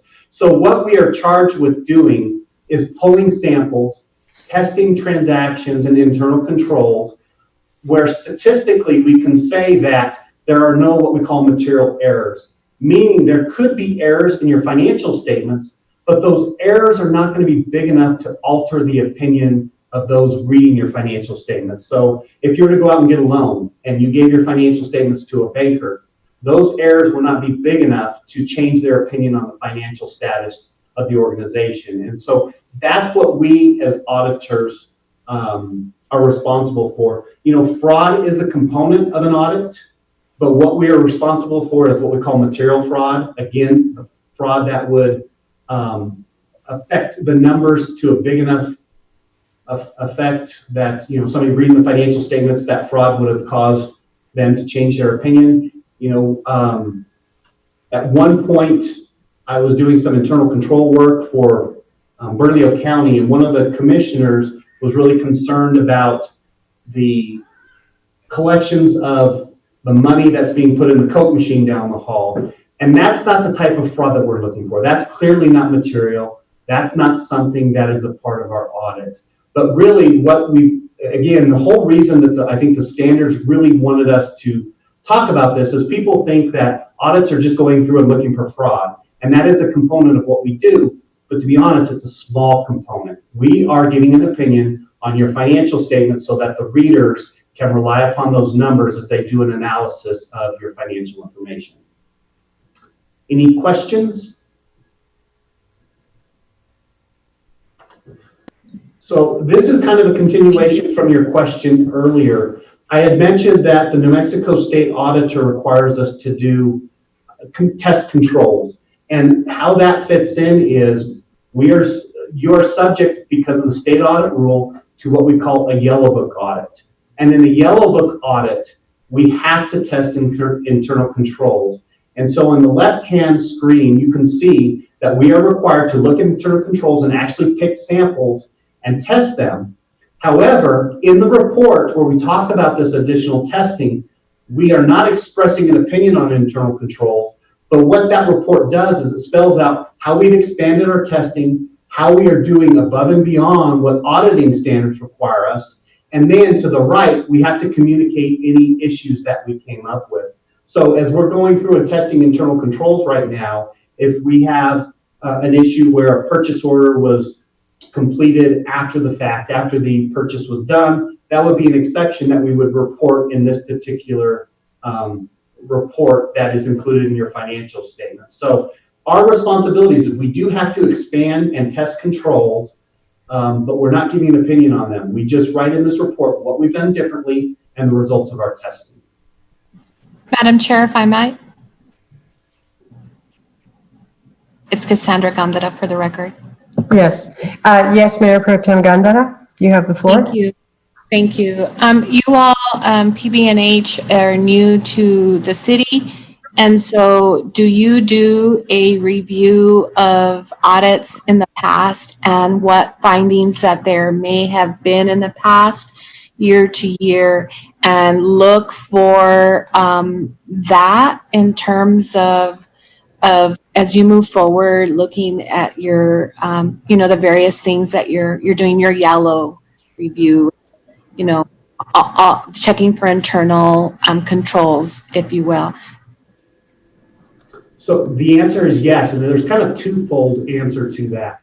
So first of all, we have to go look at the prior auditor work papers and get comfortable with the fact that they audited enough of the balances to give us comfort in essence, your beginning fund balance or your beginning equity of your financial statements. And so we, without getting comfortable with those beginning numbers, we would either, number one, have to re-audit them, or we would have to give not a clean opinion.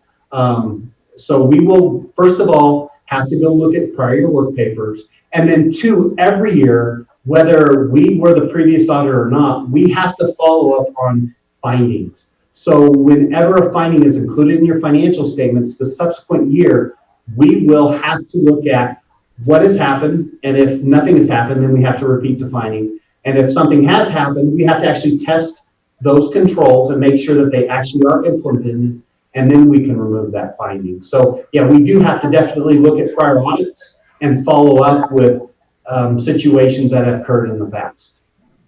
Good, thank you. I very much appreciate it. So how is staff or administration working with you? Is that, well, I want to say that that's all that's documents that are open to the public, A, B.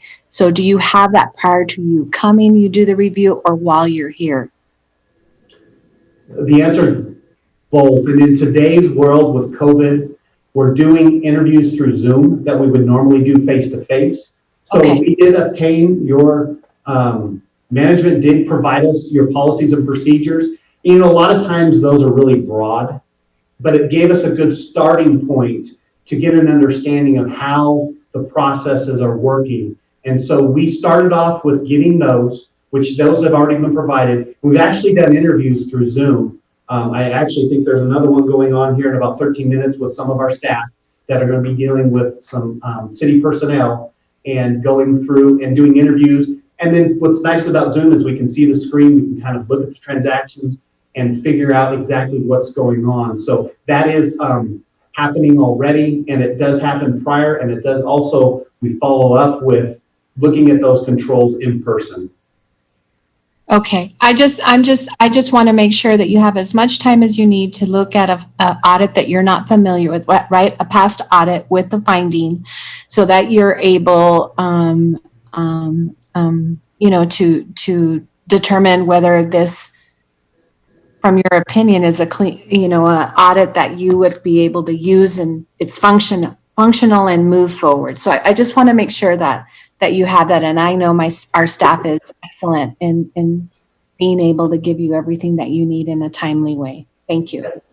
Once we got the contract signed, management was very reactive and proactive with us and been providing us lots of information. And we've definitely got a head start with getting the audit going. And so we are already a good ways down the road with trying to get some of that information taken care of at this point. Yes. Any other questions? Thank you, Madam Chair. Appreciate it.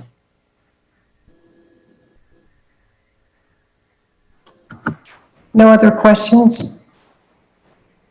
The next slide talks about your responsibilities under auditing standards. So it's probably been about 10 years ago that this really was emphasized in the auditing standards. But what happens is management is responsible for making sure that your records are being maintained in accordance with what we call GAAP, with our standards that we have to follow.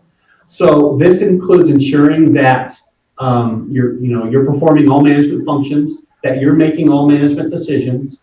You are responsible for all adjustments, getting the balances. What's kind of hard with our state is, there's 3 different methods of accounting that are reported in your financial statements. And so you are responsible for ensuring that you get all 3 of those methodologies appropriately accounted for. And then the last thing is implementing internal controls to make sure that you have proper procedures and policies to make sure that assets are being safeguarded. And so that is all of your responsibilities. We as auditors are coming in and we audit all of those internal controls. We audit your numbers to ensure that, yes, you are meeting your responsibility under the auditing standards. Any questions? Okay, I'll move to the next. The next thing that we're required to talk about is the scope of the audit. So our audit for the city will include all these different components, of which one of them is your organization. And so we have to make sure to test your transactions. The city is responsible for processing those internal controls. And so when we are looking at internal controls, we are sampling your transactions and testing those under the scope of our audit. And then I'm sorry, was somebody asking a question? No, I don't think so. Proceed. Thank you. Sorry.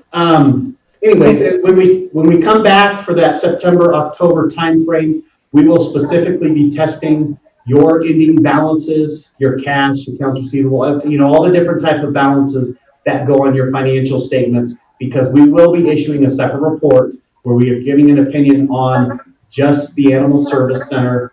And so we will be testing those transactions specifically when we come back at a later date. Any questions on the scope? Okay.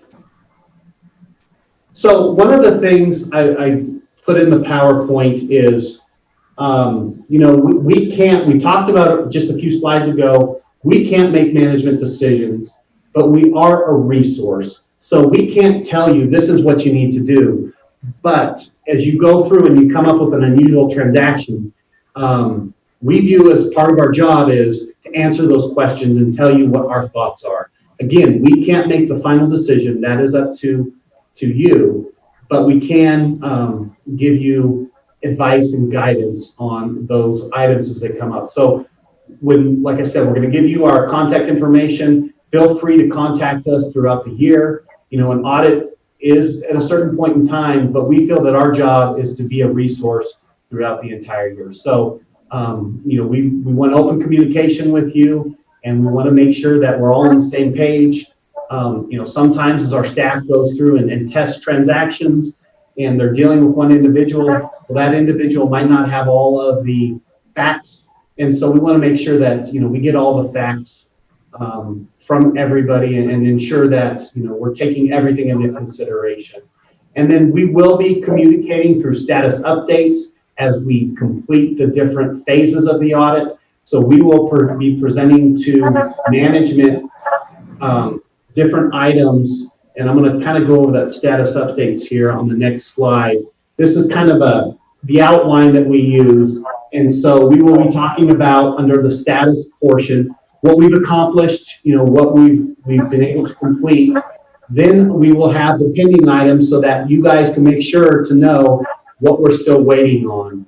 And then if we have any audit adjustments, we want to notify you those. You know, in real time instead of waiting at the end of the audit, and then also audit findings to date. And when we communicate these audit findings, it's kind of a continuation of what I was saying earlier. You know, we might have talked to one individual that doesn't really understand there's another control in place.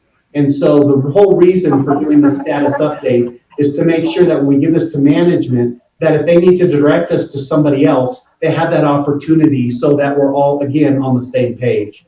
The next one is delays. If there are any delays that are caused by us or your staff, we communicate those. And then just any other general concerns or items we will communicate. So as the audit goes through, as we go through the audit process, we will be giving these status updates out to management throughout the whole process. So any questions on communication? Any questions?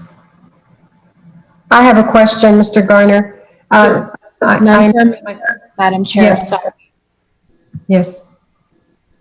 Yes, Mayor Pro Tem? No, for me. So sorry. I just wanted to be respectful that I answered. Oh, no, it's okay. This is, so did you have a question for Mr. Garner, Mayor Pro Tem Gandara? No? No. Okay. So this is Councilor Flores, Yvonne Flores, and thank you, Mr. Garner, for your presentation. So the communication date or date, will there be communication dates? Because if you're reporting status and pending items and audit adjustments, all these things are on a continuum. So is there a specific time, will these communication dates be preset, or will the communications be arise as the issues arise or these topics arise? So to answer your question, it's going to kind of depend. And so what right now we're going through is the planning phase of the audit. When we're completed with that planning phase, we will send out this update. And you're exactly right. This is a kind of a living document that will change and be different as we go throughout the audit process. So at the end of the planning, we will send out this communication, and then probably during field work during the September-October timeframe, we will send this out at least every couple of weeks, if not weekly. And so it will be a living document throughout the entire audit that will be updated, and those dates will be the communication date that we've updated it through. So that way you know what time frame that particular communication was happening for. Great. Well, thank you, Mr. Gardner. That was one thing. I know that Mayor Pro Tem Gandara brought that up last year, where we were just hit with this a report at the end of everything. So it's kind of like being blindsided. So I'm happy to hear that, or very pleased, I should say, to have these communication dates. They'll come up as need be. And Mr. Dollahan, are you on? Can you hear me? Yes, ma'am, I can. Yes, ma'am, I can. I just turned my video and audio off.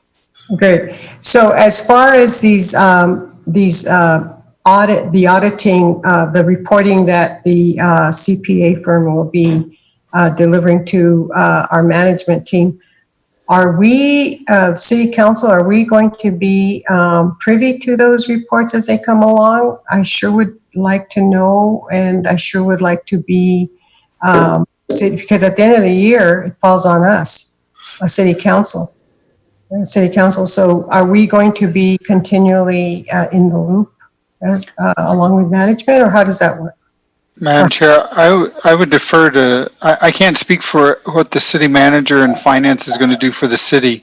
I would defer to Chris to answer that question. Is they're going to share these communication reports with the city's finance staff, but is that going to be shared with management and the board, each one of these communications? How is that expected to be shared? Well, with management, the respective boards that are being audited, and the City Council, Mayor and City. Councilor Flores, I know that, but I was asking Chris the question. Yes. When they submit the communications report, is it going to come from finance, from the auditors directly to the board and the management team and finance, or is it going to come to finance and then they're going to distribute it to the board and the management team? I don't know. So typically this goes to the finance and the management of the finance, and with all the component units, it would also be given to their management, throughout the process. I have not ever directly sent it to council. The one thing that we would need to be aware of, it's a violation of state audit rule to talk about in a public forum any findings or potential issues until the audit is a public document and that's been submitted to the state auditor. They've done their review and they've given the okay to print. So if we do end up passing it on to council, we just need to make sure that council is aware that this is not items that can be discussed in a public forum. Just a couple of years ago, we took over for an audit, and a mayor was really pleased with the results of the audit. And so at the board meeting, he talked about where they had no findings. It was the first time in a few years. They had actually had, at one point, well over 200 findings, to the point where they were drafting their own financial statements. They had really cleaned things up, so we were extremely proud. State auditor got a hold of that, ended up making them have a finding in their financial statements before they were issued. So that would be my only concern. We are open to doing whatever the city would like.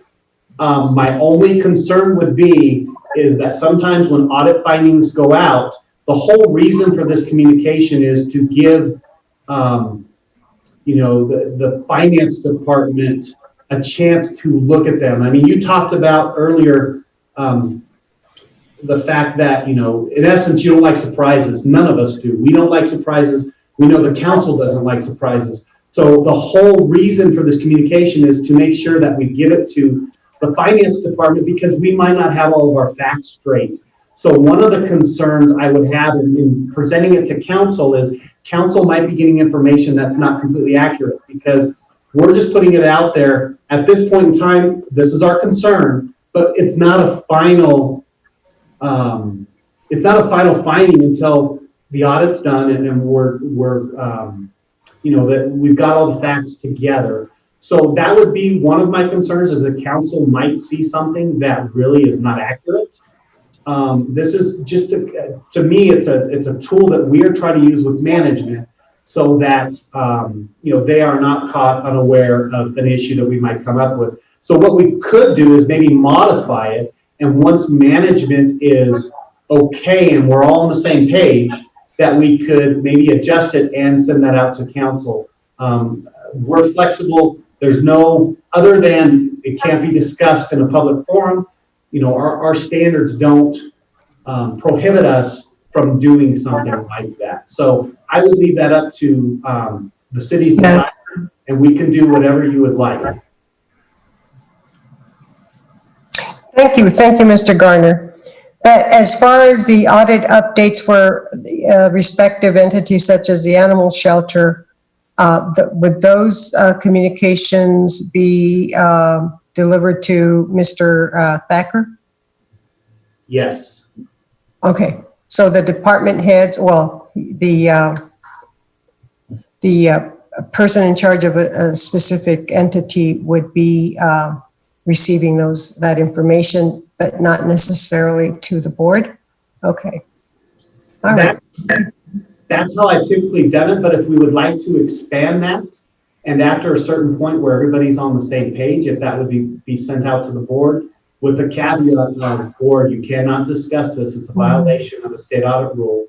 I think we could work through that process, definitely. Well, thank you, Mr. Gardner, and that's something that will be, I guess, decided by management, the city manager, and whatnot. But I thank you so much for that bit of information. I appreciate it. And your entire, are there any other questions, board members? Anybody?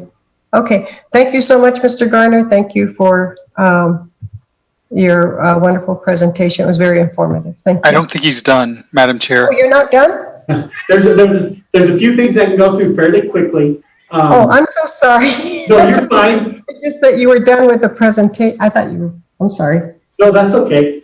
I might have said something incorrectly. But No. The next few slides are relating to the state audit rule changes that we had this year that affect the city and all the components. We now can look at para a little bit differently than we did in the past. The state auditor required us to audit 100% of the amount paid up to para and make sure that you are paying the right amount. That has changed. Where they feel that the risk is that if you have employees that are not being paid into the system, that are being excluded, at a later date, if they were to get found out that yes, they should have been included, the city would be at risk for both the employer and the employee's portion at that point. So what they have asked us to do is to test those that are being excluded, that they're properly being excluded and that that it is correct. So they've really changed the type of testing that we're doing with the retirement plan. And I'll probably go through the 3 slides and then just ask the questions at the end of the state audit rule changes. The next one is actually, I think, a really good change, and this happened before COVID, but it's really proven to be very beneficial now that we have COVID, is we can now do the exit conferences and the city presentation of the final audit via Zoom, telephone calls. So they've allowed that option. In the past, we actually had to be on site and do them in person. So that rule has changed. And I think this is the last one. The financial statements in the past could not, again, when until they're finally approved by the auditor, the state auditor, they can't be made a public document. However, there are some certain situations when you have bond rating companies that would like to get a draft. We now can give those drafts to those bond rating companies so that they can move on with the process and don't have to wait for the state auditor to review the financial statements. So those are the 3 rule changes this year. that affect the city. Any questions on those? Yeah.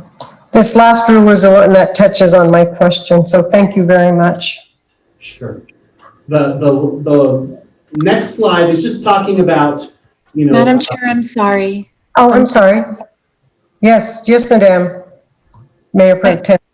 I'm so sorry. I had just a brief moment. I had to talk. My daughter's great grandmother passed away Sunday, so she was calling me, and I felt like I had to talk. But paying attention. Now, you talked about that audit rule in 2020 with people who are not paying into para. Can you move back into that slide?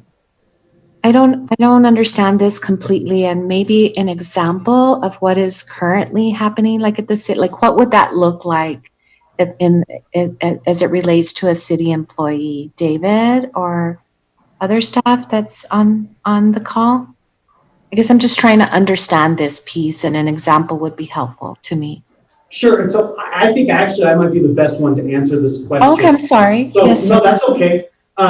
What happened is back a long time ago, I think para complained to the state auditor and their complaint was, we don't think that cities are paying in the appropriate amount into para.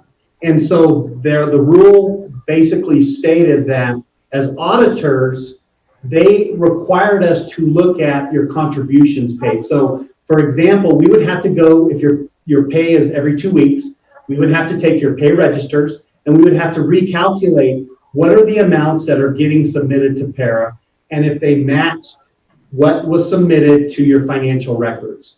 And so we would have to look at every disbursement that went to para. And that was just additional testing that they were requiring us to. Auditing standards, we don't have to do that, but the state auditor said, we want you to do that. Well, I think they've gotten that all under control and they don't feel that there's risk there anymore. They feel that the real risk is the fact of that if you have an employee that's not getting paid into para, but they should, that the city would be subject to having to pay both at a later date, both the employee and the employer's portion of those contributions. So let's say there's an employee that today we're excluding, and then 5 years down the road, they contact para and say, hey, I should have gotten these benefits. Para looks at it and they agree. The city would be subject for all those back contributions, not only the city's part, but also the employee's part. So the state auditors asked us, we don't have to look at every single one, but we've got to pick a sample of those type of individuals that are not having amounts withheld and submitted to para to make sure that those employees are rightfully being excluded from the contributions. So is that like okay, I'm a retired state of New Mexico employee, so I paid into para. Who would that be? Like someone working half part-time, quarter time?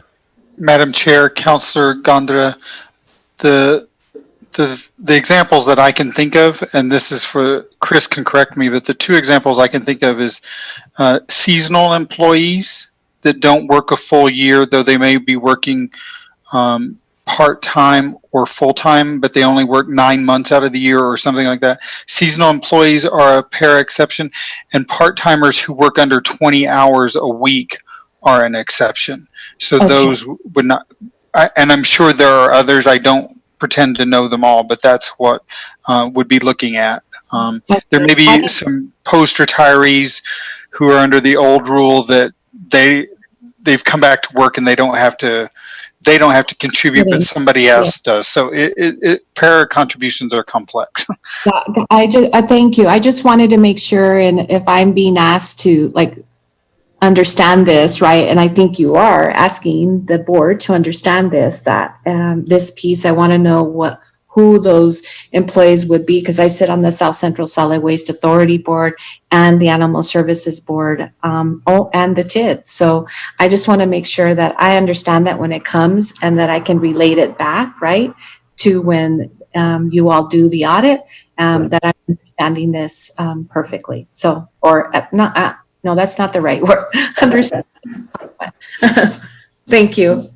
So that's actually was a great question, and the examples for the exceptions that he gave are exactly right. Those are probably the ones that we see the most, but there's actually probably like 10 or 12 of them. There's quite a few exceptions, but those are the ones that we most frequently see. You know, just for my information, can you give me a list of those 10 or 12? You know what we can do is we can come up with, we can look at those exceptions and send those out via email. So yes, we can get those to you. Thank you. Thank you so much. Sure. Any other questions, or we? Okay.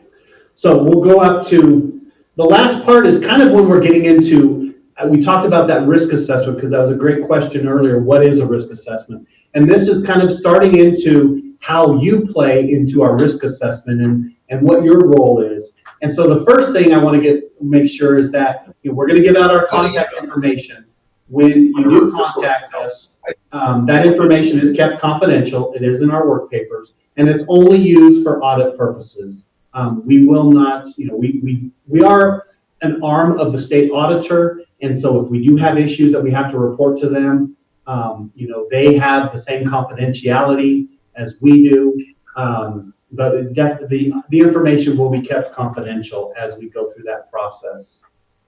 And that's really kind of, the confidentiality is just kind of the start of our discussion here. Here's both of our cell phone numbers.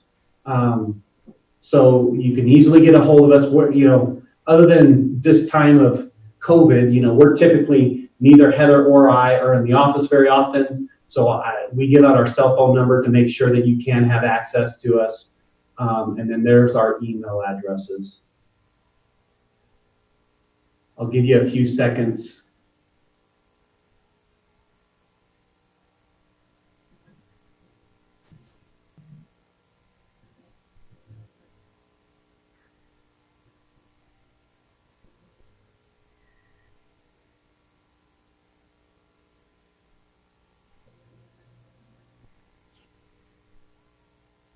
Chris and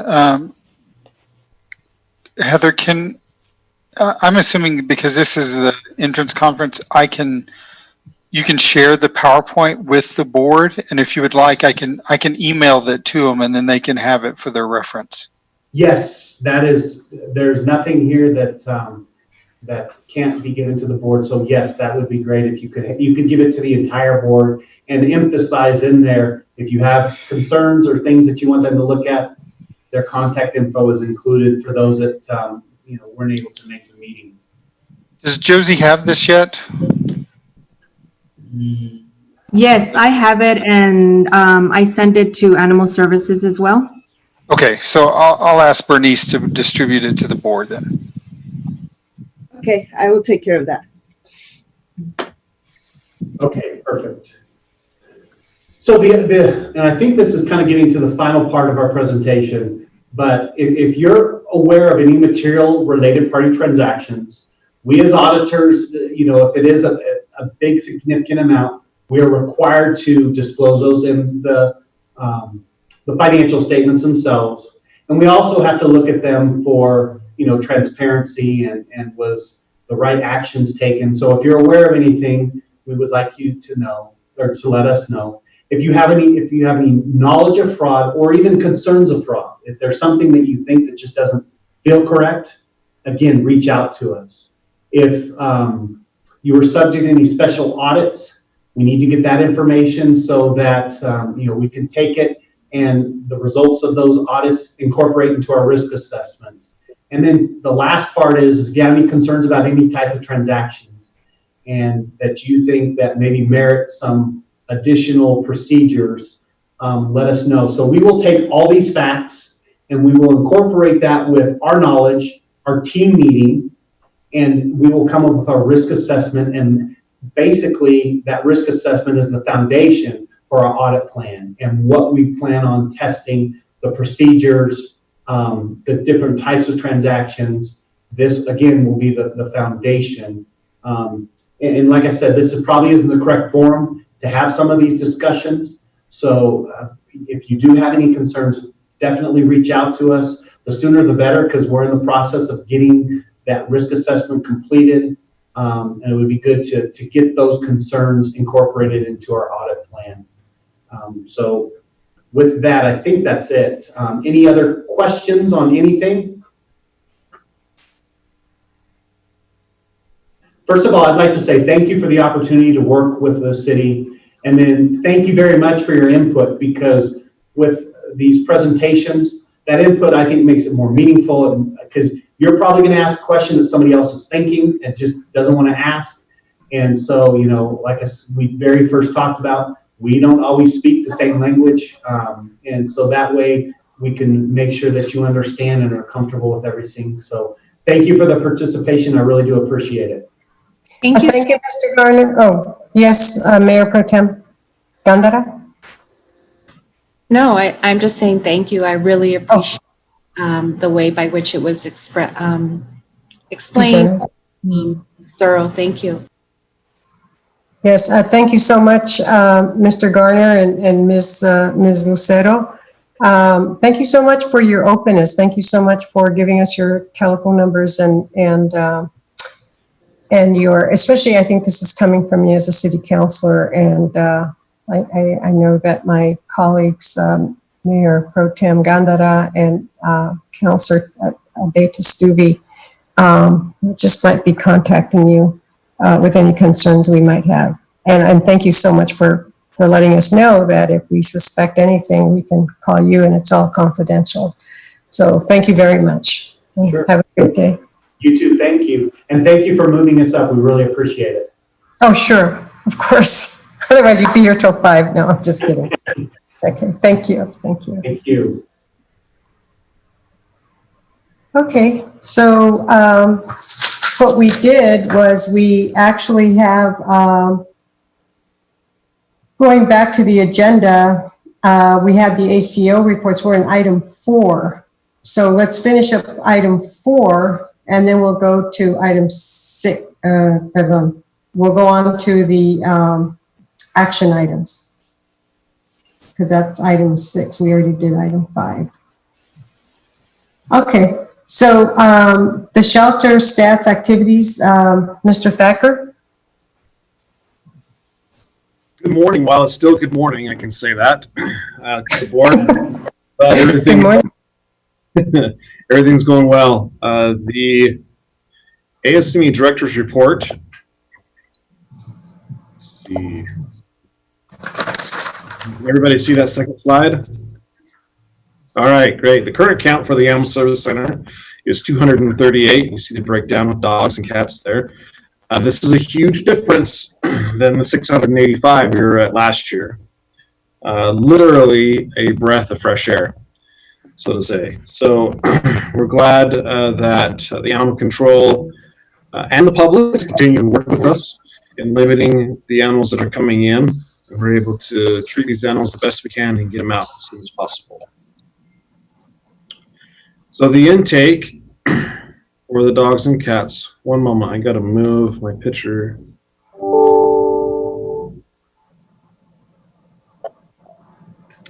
Okay. The 2020 intake, 456. You see, that's almost half of what it was in 2019. Wow. This is a slide that was requested for the returns that we've had. In May, we had 4 city animals come in. I'm sorry, 4 dogs from the city and 1 dog from the county returned to us of adoptions. And we had 3 cats from the city be returned to us for adoptions. And I do not have those adoption reasons. That's something that we can continue to work on getting those for you.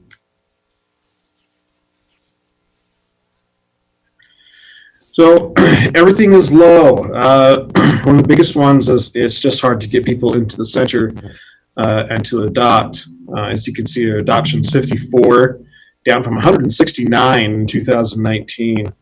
One number that is up there and we are grateful for is rescues. They continue to come forward, continue to help us out, continue to move these animals, and that's what we like to see. So our live release rate for May of 2020 ended at 82.7%. And again, for those watching, the live release rate is the percentage of animals that have left the center alive. So all those that you saw came in, the 456, I believe. Yeah, 456. 82.7% of those left the center alive.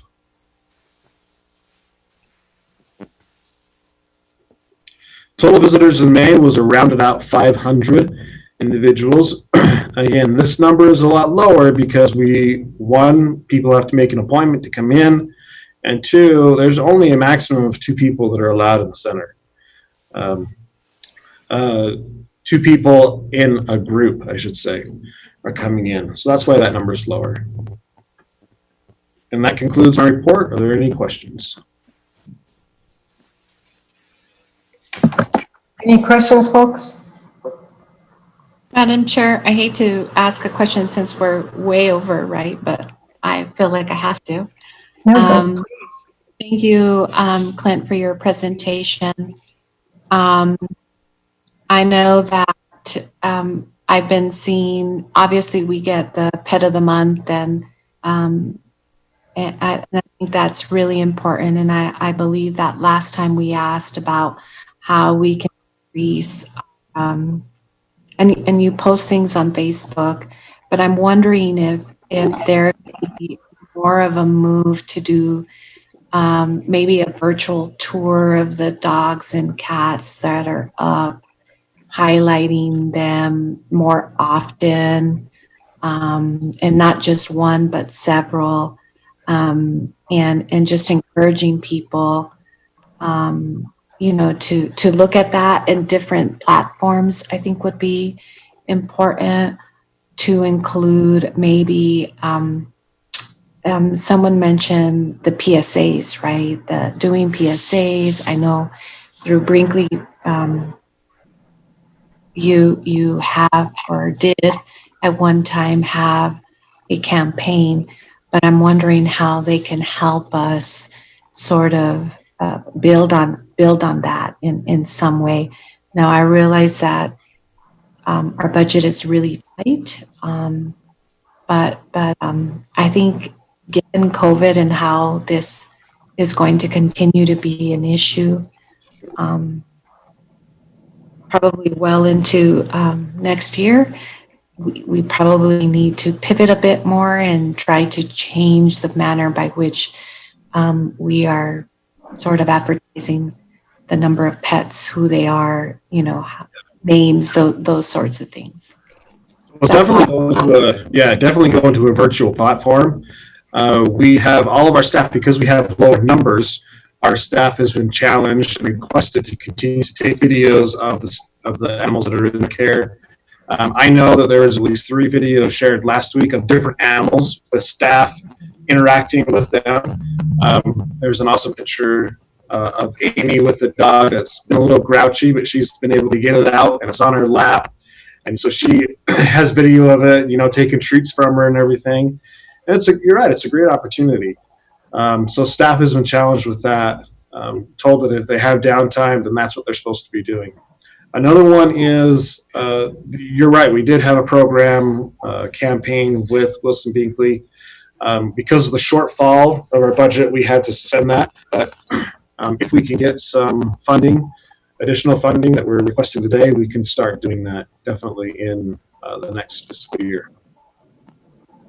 And also, just so you know, when I work remotely Monday through Wednesday, and so I'm often listening to the radio, and I know 99.5, they are always plugging us all the time. They have our volunteer coordinator, plays on there. She's on the radio. They play the recording of her talking about our pet, and they also just do a plug in between songs saying, hey, go get your furry friend. And they mention APA and the animal. So we're excited for those partnerships that we have. Very cool. Thank you. I appreciate that. I think it's important to really highlight that to the general public, but also even if we have, I'm very appreciative of the staff and what they do and what they continue to do. And if we can use a organization that has that expertise in video, like a videographer, something that can do that, I think we should really consider that. Yeah, we also have our YouTube. We got login credentials. We had a YouTube channel for a while, but nobody knew the login for it. So we were able to figure that out, and we're going to be throwing videos on there as well here coming shortly. That's awesome. I'm looking forward to seeing those. Thank you. Hey, thanks. And thank you, Mayor Pro Tem Gandara. I'm glad you brought that up because we learned about 99.5, always plugging, putting a good word in for our furry friends. Any other questions? Okay, thank you so much, Mr. Thacker. Thank you for your hard work. Next item. Yes? Next. Our Chair. I'm sorry. Amador is going to give the financial status. And I've got a little bit of background because he's got his mic on for now. But I want to give you a quick update. For those people who are not speaking, please mute because we're getting an echo. And he did. So real quickly, the Finance Committee met last week. Amador is going to get the financials for May. There will be an amendment to the budget in July. That's the end of year budget for FY20 that ends June 30th. We will be discussing that at the next Finance Committee meeting, and that will also be on your agenda as a resolution for action. We have a grant on today's meeting for acceptance. And then we will also have the discussion on the resolution for additional funding for the city. I think that was it, that we covered it. There is an issue with a grant that we accepted the expenditures, and I think we'll resolve that as part of the end of the year. So that's all I have, and I'll turn it over to Amador to keep going, and I'll mute myself now. Good morning, Madam Chair, ladies and gentlemen of the board. My name is Amador Espinosa. I am one of the accountants for the City of Las Cruces assigned to the Animal Service Center. I will be presenting the unaudited financial statements, for the period ended May 31st, 2020. Let me move this. Let me go back here real quick. So on your statement of net position, your general fund, you have cash of $180,000. Your accounts receivable balance is at $93,000. The Doñana County contribution was received a couple of days ago. All that remains outstanding is $3,000 from the City of Anthony and $630 from the City of Sunland Park for animal intakes. Your liabilities, payroll liabilities, are at $62,000, and your unassigned fund balance is at $211,000. Sticking to the same page 1 of your financial packets, you're looking at your Fund 7441, and that is your capital projects funds. You have a restricted balance of $3,565. And I know that Director Thacker had mentioned during our Finance Committee that they're working on purchasing some shelves for the count room. So hopefully we will purchase those shelves, and then we'll be done with this capital projects in the near future. Also, something to mention on that same page, you have a Fund 9440. That fund represents all your capital assets. That is the book value of your capital assets at May 31st, 2020. If you, those are just capital asset examples of capital assets that were asked. It's all your automobiles, the Ford trucks, the Dodge trucks that you have on that the Animal Service is currently using. This is a new slide that I added this morning. It's page number 2 of your financial packets. It's the change in net position for the different funds that we have. So for your general fund, Fund 7440, year-to-date revenues are at $2,540,000. Total expenditures are at $2,430,000. There are transfers of $78,000 that were transferred over to your capital projects funds, and your net change is at $33,000. For your capital projects, you see that revenues there, that is for $13,000. Because of the limited size and space that I had on the schedule, that is actually grant revenue. That was the remaining grant revenue that we had that was expense in July of 2020. Moving down towards the bottom, any expenditures, that 48,000 that was not covered by your grant revenues was covered by the transfer from the general fund to the capital projects fund. And then the fund for 9440, that's just your year-to-date depreciation expense for your capital assets. Your budget to actual schedule, your budget parameter is at 91.7%. Total revenues for the general fund are at 88.6%. They're below the budget parameter, and then your total expenditures are at 85.8%. If you look on page 4 of your financial packets, just looking at for the month of April and the month of May, if you look at towards the expenditure side, temp agency services, Director Thacker had mentioned that there would be no contract services used for those 2 months, and so if you look at those 2 columns, there's no expenditures posted to those to that particular account. The linear graph that you see before you, the revenues and expenditures, that is basically the data point of your historical page number 4. So all your revenues are represented in the olive green, and all your expenditures are represented in the red apple color. Your pie chart for total expenditures, year-to-date total expenditures of 2,430,000. 76% of those expenditures, 76% is towards personnel. 11% is towards services, and 7% is towards supplies.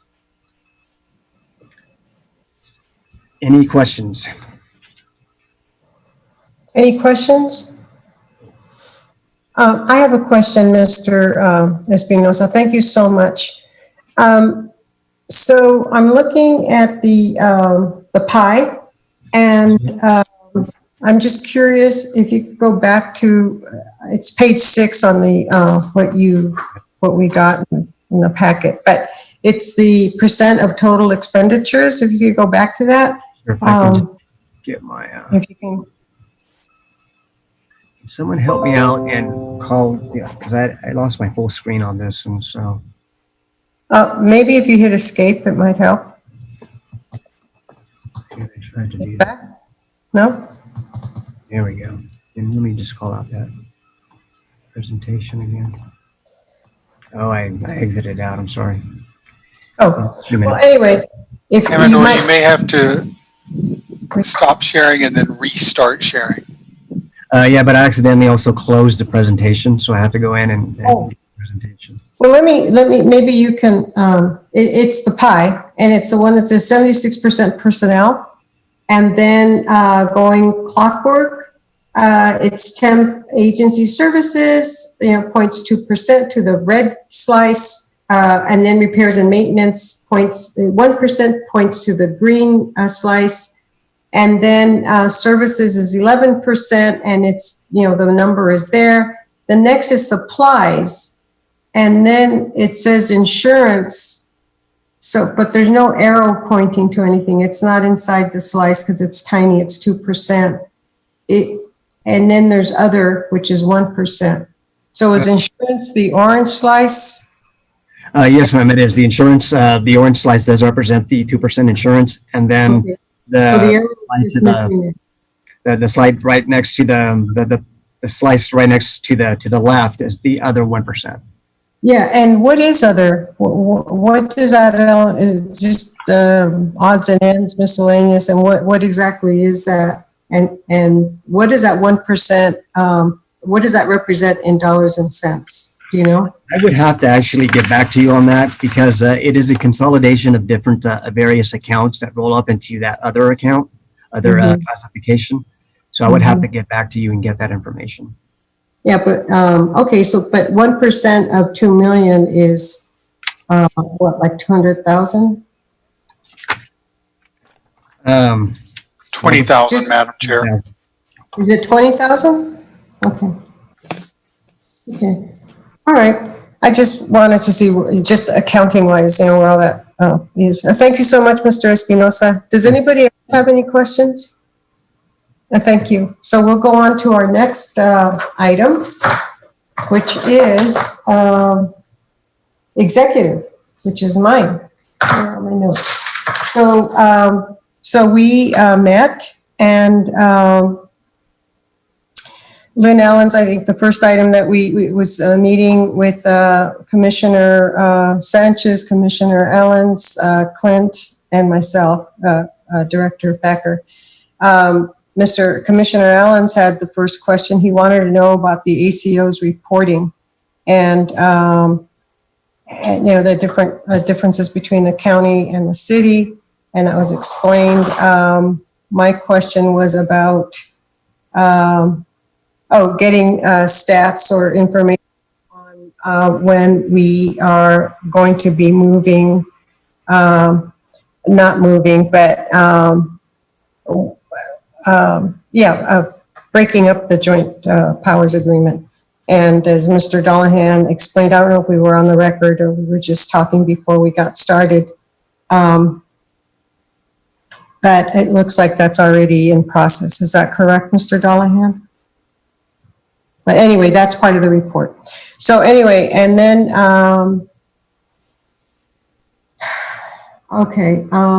we also discussed training and funding for a veterinarian and a grant writer. And Mr. Thacker reported or commented that it's all in the pipeline. And Mr. Allens was concerned about money.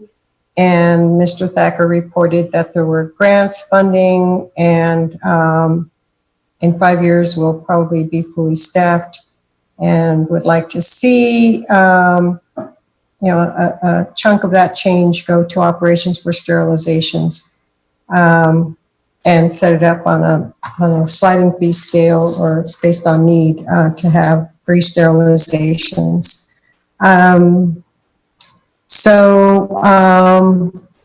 That's pretty much what we discussed.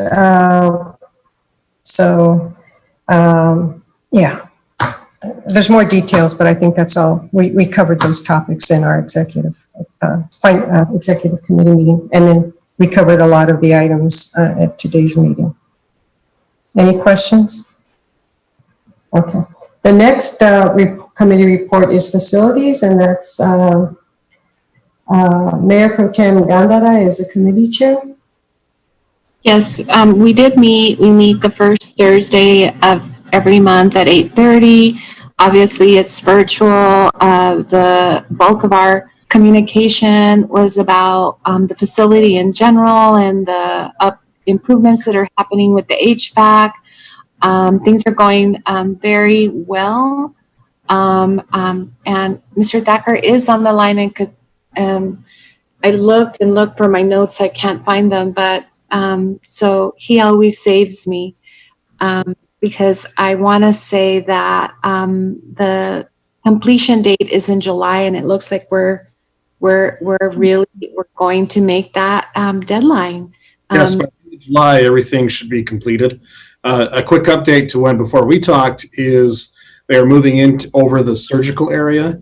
So the small amount of surgeries that we have been completing here at the Animal Service Center will be just temporarily delayed because they can't do surgery while they're installing exhaust fans and having the stuff fall down over that. So they're re-roofing, and then they're also applying the boot or the curbing that goes up against those large units in the roof area. So hopefully that should just be a week, 2 weeks max, they said. So we're hoping that is completed in a very timely manner so we can get back to doing our surgeries. Yeah, I think bless staff's heart, they're getting a little antsy. They're missing each other, missing the camaraderie that occurs when you work with folks. And so we spoke of that, and just because of my administrative experience, I gave some tidbits, maybe a few things that they might consider, more Zoom meetings, that kind of thing, with everybody. So I've appreciated. We didn't do a virtual tour of the facility like we did the last time, but I'll make sure this next month. Well, are we going to meet? When is our next meeting, Clint? On July 3rd? Wait. First Tuesday or Thursday of the month, I believe, isn't it? Yeah, I'm just trying to look at the calendar. So that's the 3rd, and I'm here. Will you be here to be able to have the meeting?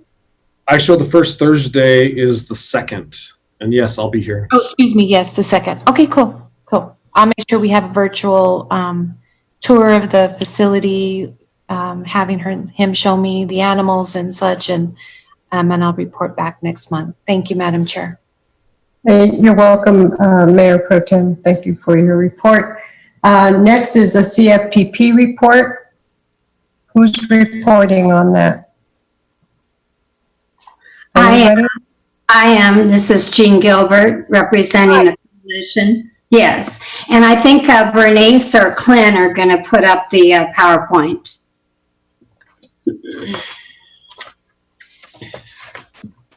Jean, I'm happy to see you. Yay. Very nice to see you with us. I'm here actually at the shelter because I was having issues, as you know, with my setup at home. So, okay, well, here we go. Here is the list of animal welfare organizations that are represented in this June report, and groups that aren't represented here will be highlighted next month. Okay, and the next slide, please. Here is some of the work of the coalition. It's a short list of highlights showing the work that we've done supporting organizations. Chairperson Rick Hahn and I talk a couple times a month, and he's working on a volunteer handbook that will help organizations. I gave information for a bulletin article on humane education, which I'll reference near the end of the PowerPoint. And of course, coalition members attend task force meetings. There'll be one tomorrow afternoon that we will be attending. And we maintain our Facebook page, and we always try to do as much promotion as we can for the animal shelter, including the Pet of the Week. Thank you. And the next slide. Two Hearts, Four Paws, they're in Radium Springs, and they have 35 dogs at their refuge, and most are seniors and special needs long-term residents. But during the past month, they probably helped, or past couple months have helped at least 4 dogs bypass the animal shelter, and pictured is one of them. So they help by finding fosters and placement for animals. And in the case of this dog, they had him housed at a pet boarding place, and then were able to find facilitated getting a foster for the dog. Okay, and the next slide, please, is action programs for animals. And here you see stats for 2019 and 2020 year to date. And APA has rescued 4,611 animals since 2012, with the majority of those animals that are pulled from the shelter. But here, of course, you see the breakdown of stray community animals and animals that are ASCMV. And all of the stats going back to 2012 through year to date is in the board members' packets. Okay, next slide. On this slide, you see a photo of Mackenzie and Nemo. There are a couple of pets who were adopted by APA in May. APA's facility is open now, and masks are required. Here you see The people pictured, their masks were taken off just briefly for the photo ops. APA adopted January through June 15th, 103 animals, and the majority of their animals lately, their rescues have been cats. There were 75 in this last report were cats and 25 dogs. Okay, next slide, please. And this is Broken Promises. They're busy trapping, rescuing, fostering, and adopting felines and giving assistance to other animals, largely felines. And on this slide, you see a couple of recent adoptions with Beatrice Kitty, and then you see Alfie in the other picture. I think a lot of us know Elaine Stachera Simon. She's an animal advocate. You see them pictured, the gentleman with Beatrice pictured at the PetSmart store, and that's where the cattery is that Broken Promises manages. And the cattery was closed down for a few months and is now recently opened. Okay, and the next slide is also Broken Promises, and this slide shows a cat that was TNR'd out of a colony of cats. Broken Promises helps facilitate trap, neuter, and return for people who are willing to do the TNR work themselves. And Broken Promises does do some by request, but again, that really depends largely on their schedule and what their resources are. They also do foster to adopt, and here you see a picture of Kitty Cherish Marie, who's obviously a pretty shy kitty who's getting adjusted. Okay, and then the next slide, thank you, is Cats Meow, and here you see a listing of their May adoptions, which were 26, which is really very, very good considering that we're in this COVID situation. And Gideon is one of the adoptions of the 26, and he's pictured there at their adoption facility, which is now open with regular hours. But it was closed previously for a few months, and so their people who came had to come by appointment only. Okay, and the next slide, please.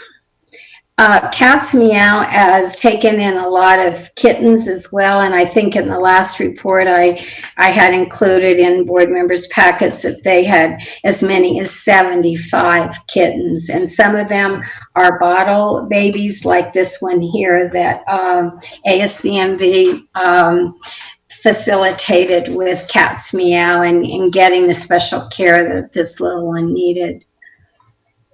Okay. And the next slide is Cherish Canines. They've really been flooded with requests to take in animals, just like really all the groups have been, and they're all in need of fosters because COVID has impaired organizations' abilities to do a lot of things like their adoption promotion events, as well as their opportunities to do fundraising. Cherish Canines, as I noted, hasn't been able to hold their regular adoption events that they hold at PetSmart. However, they've still had some adoptions, and here you see Gadsden and Teddy, who are pictured here with their new families.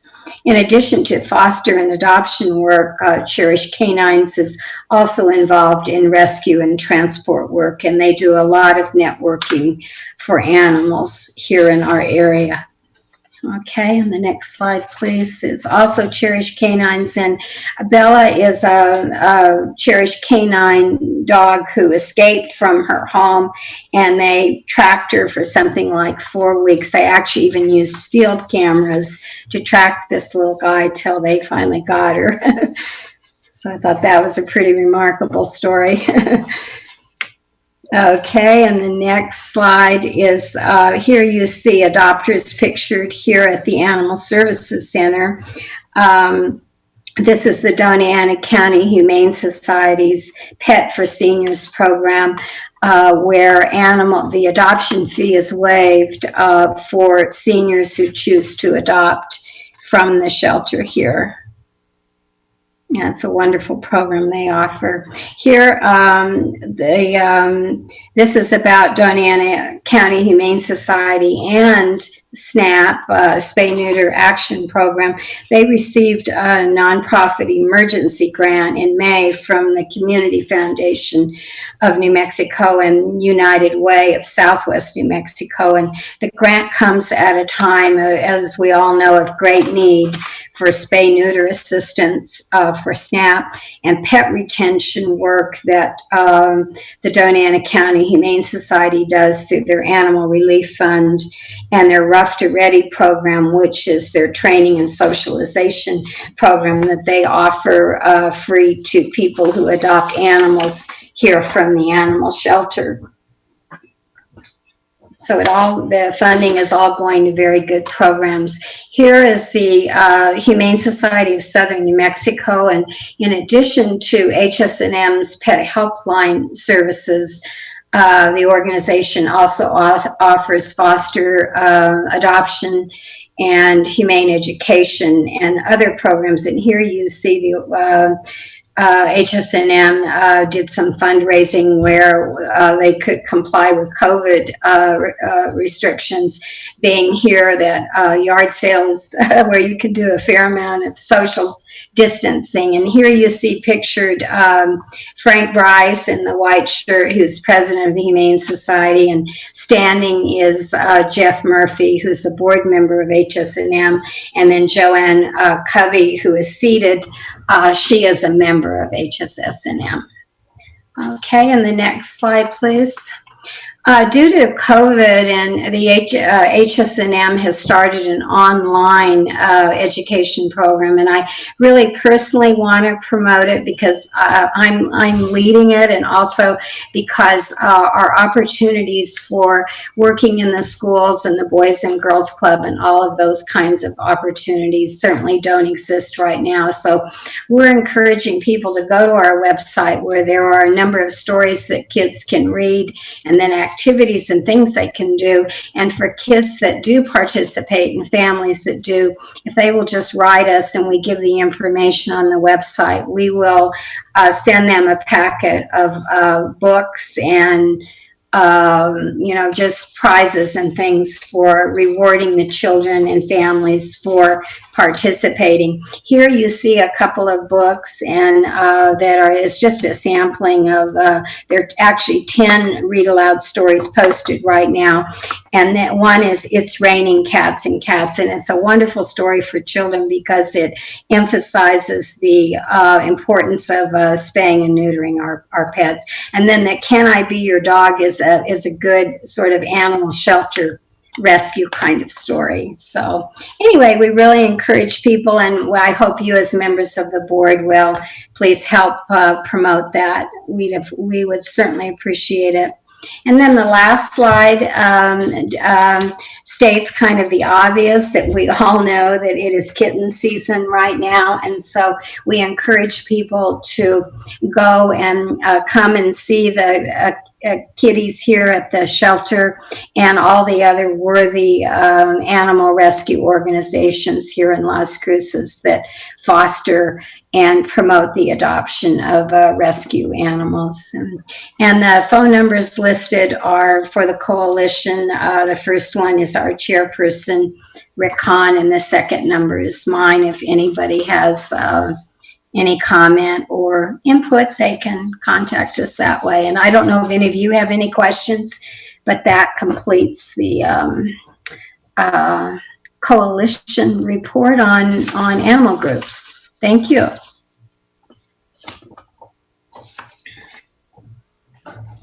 Does anyone have any questions of Ms. Gilbert?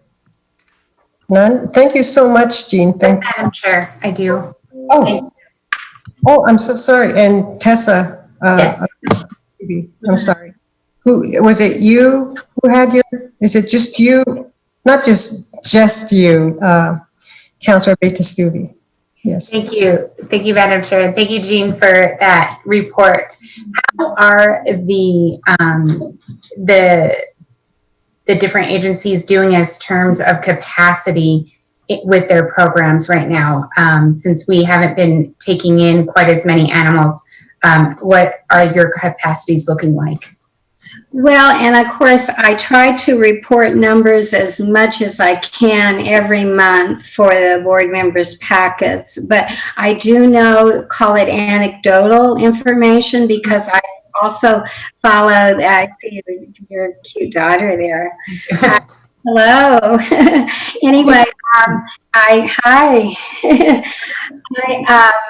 I see, I follow the groups, of course, also very closely on Facebook as well, because we're, as a coalition, we want to always be in the loop.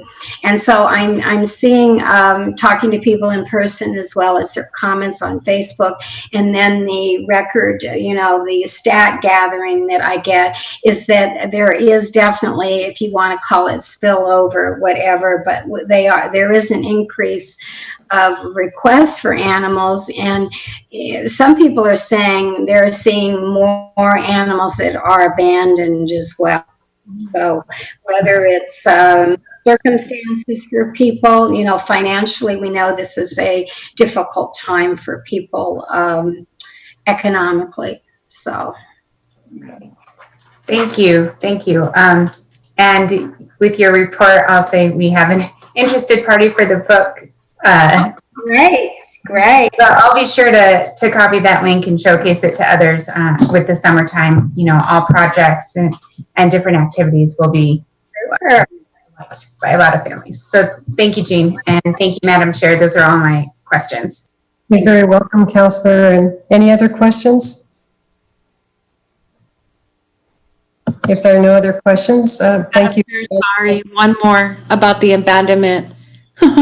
Yes, when you're putting your hand, I'm doing such a good job at looking at this now, and no, I'm just kidding. Okay, yes, let me get here. Proceed. There you go. Jean, I wonder if we can work together with the rescues and the facility, the center, to look at those abandonment in the, it's anecdotal, but I wonder if we can sort of really, because that's what my worry is, right? With all the restrictions that we have, is that we really need to understand that. Is that really happening? So could we publicly say we would want you to keep that data, make sure you give it to us so that we're understanding sort of, are they abandoned, like meaning in the desert, or are they abandoning them, dropping them off at these rescue facilities, all of the above, sort of what are the reasons, as much as we can, collecting data, but also from the center's perspective, if that's happening. I don't remember hearing about the abandonment reason for dropping off animals, and I know they're very specific as to what they can, or what animal control is seen as well. I think we really need to get a handle on that. Because here we're saying, oh, look, there's a decrease, a huge decrease, half of the population year to year. And then, and because it's COVID, but we've also limited the reasoning that animals can be picked up, or surrenders can happen. So I feel like I don't want to miss that opportunity to really understand the data. And thank you, because I'm thinking of one comment in particular of a person who is one of the heavy lifters in animal rescue here in Las Cruces, one of the groups. And I remember her saying, this has got to stop, the abandonment being called. So I will talk to or email reps of the organizations and tell them how important it is for us to have this data, and that we would like to know about it. And also the organizations that have call them helplines. HSNM, we call ours a pet helpline, but I know that Safe Haven gets calls, and really APA does, probably all of them do. And they are getting calls from people too that are seeing abandonment. So we need to have them report that to us. Sure. Thank you, Jean. Thank you, Madam Chair. You're welcome, Mayor Pro Tem, and thank you again, Jean. And thank you so much for your work. Thank you. Questions? Any other questions? None? We'll move on. Thank you again, Jean. Thank you. So we're on to our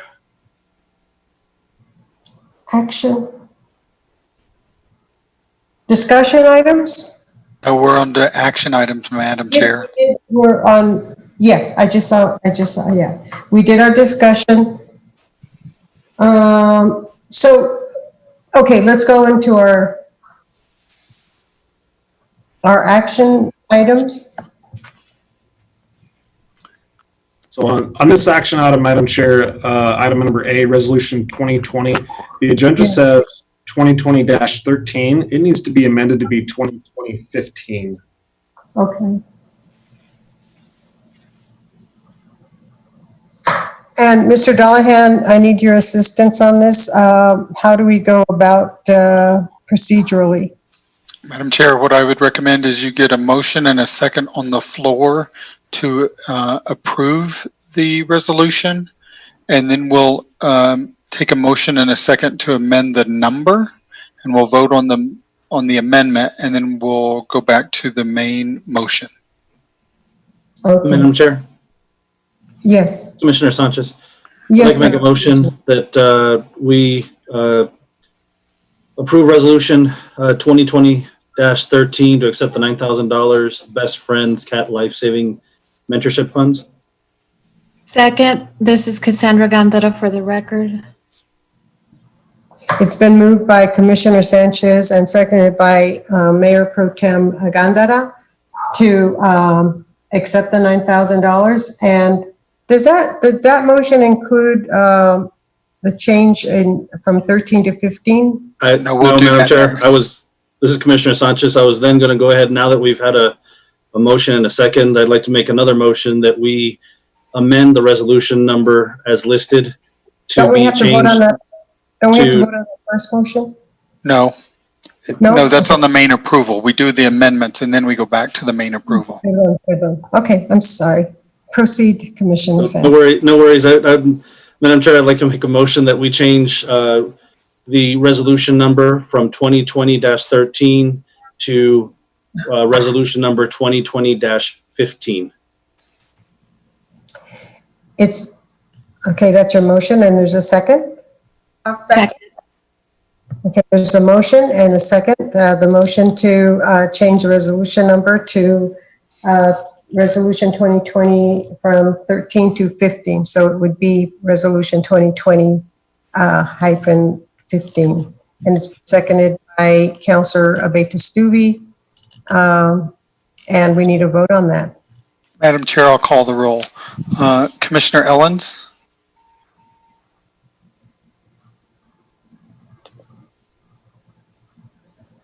It looks like he's gone. Oh, he's still on the menu. Commissioner Ellens? His chair is, I mean. Okay, I'll come back to him. Commissioner. Okay, Commissioner Ellens is absent. Commissioner Sanchez? Yes. Councilor Abeyta-Stube? Yes. Councilor Gandara? Yes. Chair Flores? Yes. Motion carries 5-0 on the amendment. Now you're back to the main motion. Okay, I need what do we need? We need a vote. I would actually ask for Clint to provide an overview of what we're accepting. Thank you. Thank you, Clint. Thank you, Mr. Dollahan. Resolution 2020-15 is a resolution to accept the $9,000 Best Friends Cat Life Saving Mentorship Fund. What this is a grant we received in partnership with APA, Action Program for Animals, local here in Las Cruces. It is a partnership, you could say, between the three, Best Friends Animal Society, APA, and us, to save more lives. We've had several phone calls with APA, Best Friends, and myself discussing ways to go about doing so. Deterrence. We talked about supplies that are needed by both of us. So this is just an effort to save more lives.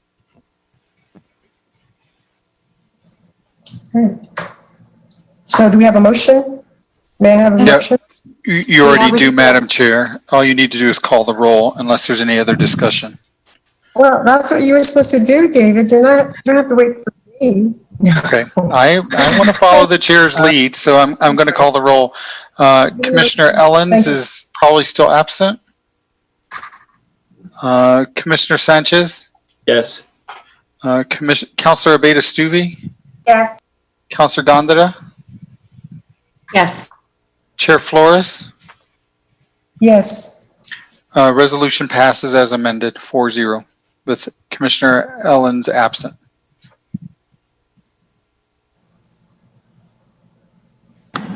No, is it 5-0, David? It's 4-0, one absent because Commissioner Ellens didn't vote. He was absent. Okay. Okay. So, Resolution 2014. That's the next item on the agenda, resolution from ASCMV to request an increase in city contributions for ASCMV FY21 budget. Madam Chair, I'd like to make a motion that we consider resolution 2020-14 for approval. Second. Is there a second? And I apologize for the record, that was Commissioner Sanchez. There's a second by. Yes, it's been moved. Councilor Gondara, or Mayor Pro Tem. Yeah, it's been moved by Commissioner Manis, and Mayor Pro Tem Gondara has made a second to move on this action item. Any discussion?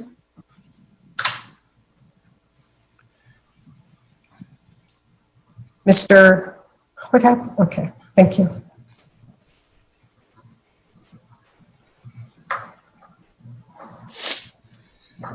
Sorry about that. I was just trying to get you guys out of the way so I can open this up. Can you see my presentation? Yes, I can. Thank you.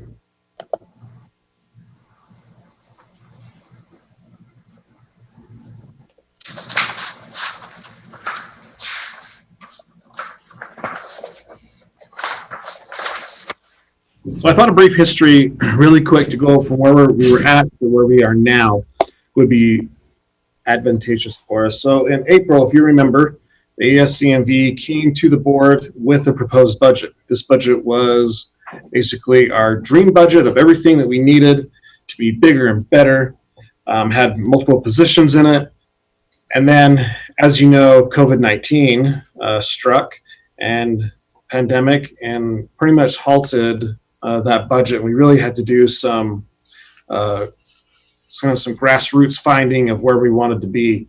The county confirmed that they would give us $1.25 million. That's the same budget that we had in this year. And then the city passed the ASCMV budget in, I believe it was April, or no, it was in June, I believe. They passed and approved a $1.25 million budget for the ASCMV as well. As you know, this budget is not sustainable for the Animal Service Center in Mesilla Valley. With this budget, we had funded positions, unfunded positions that currently had people in them. So we have to have more funding in order to fill those positions and also complete some of the items that the board has challenged me to do and that we basically owe to the ASCMV and also to the animals. So what we're requesting from the city is an additional $520,000 from the city to meet the needs of our things that is essential for us. So what we want to do is we want to do we want you guys to have return on investment the best as possible. What's going to do is we're requesting a veterinarian. This veterinarian will be doing all sterilizations, and that's going to allow our medical director, who's also a veterinarian, that will allow her to keep on the population health, enrichment programs, all these great things that she always wants to do, but never has time. A grant writer, which is going to give us the money, the income flowing in, so we can start these other projects that we want to. It's also going to give us a training budget that will allow, and we'll go into more detail there, and then also medical supplies, medical services, council supplies, give us some capital purchasing, and also some merit increase. And I'm going to go each one of those.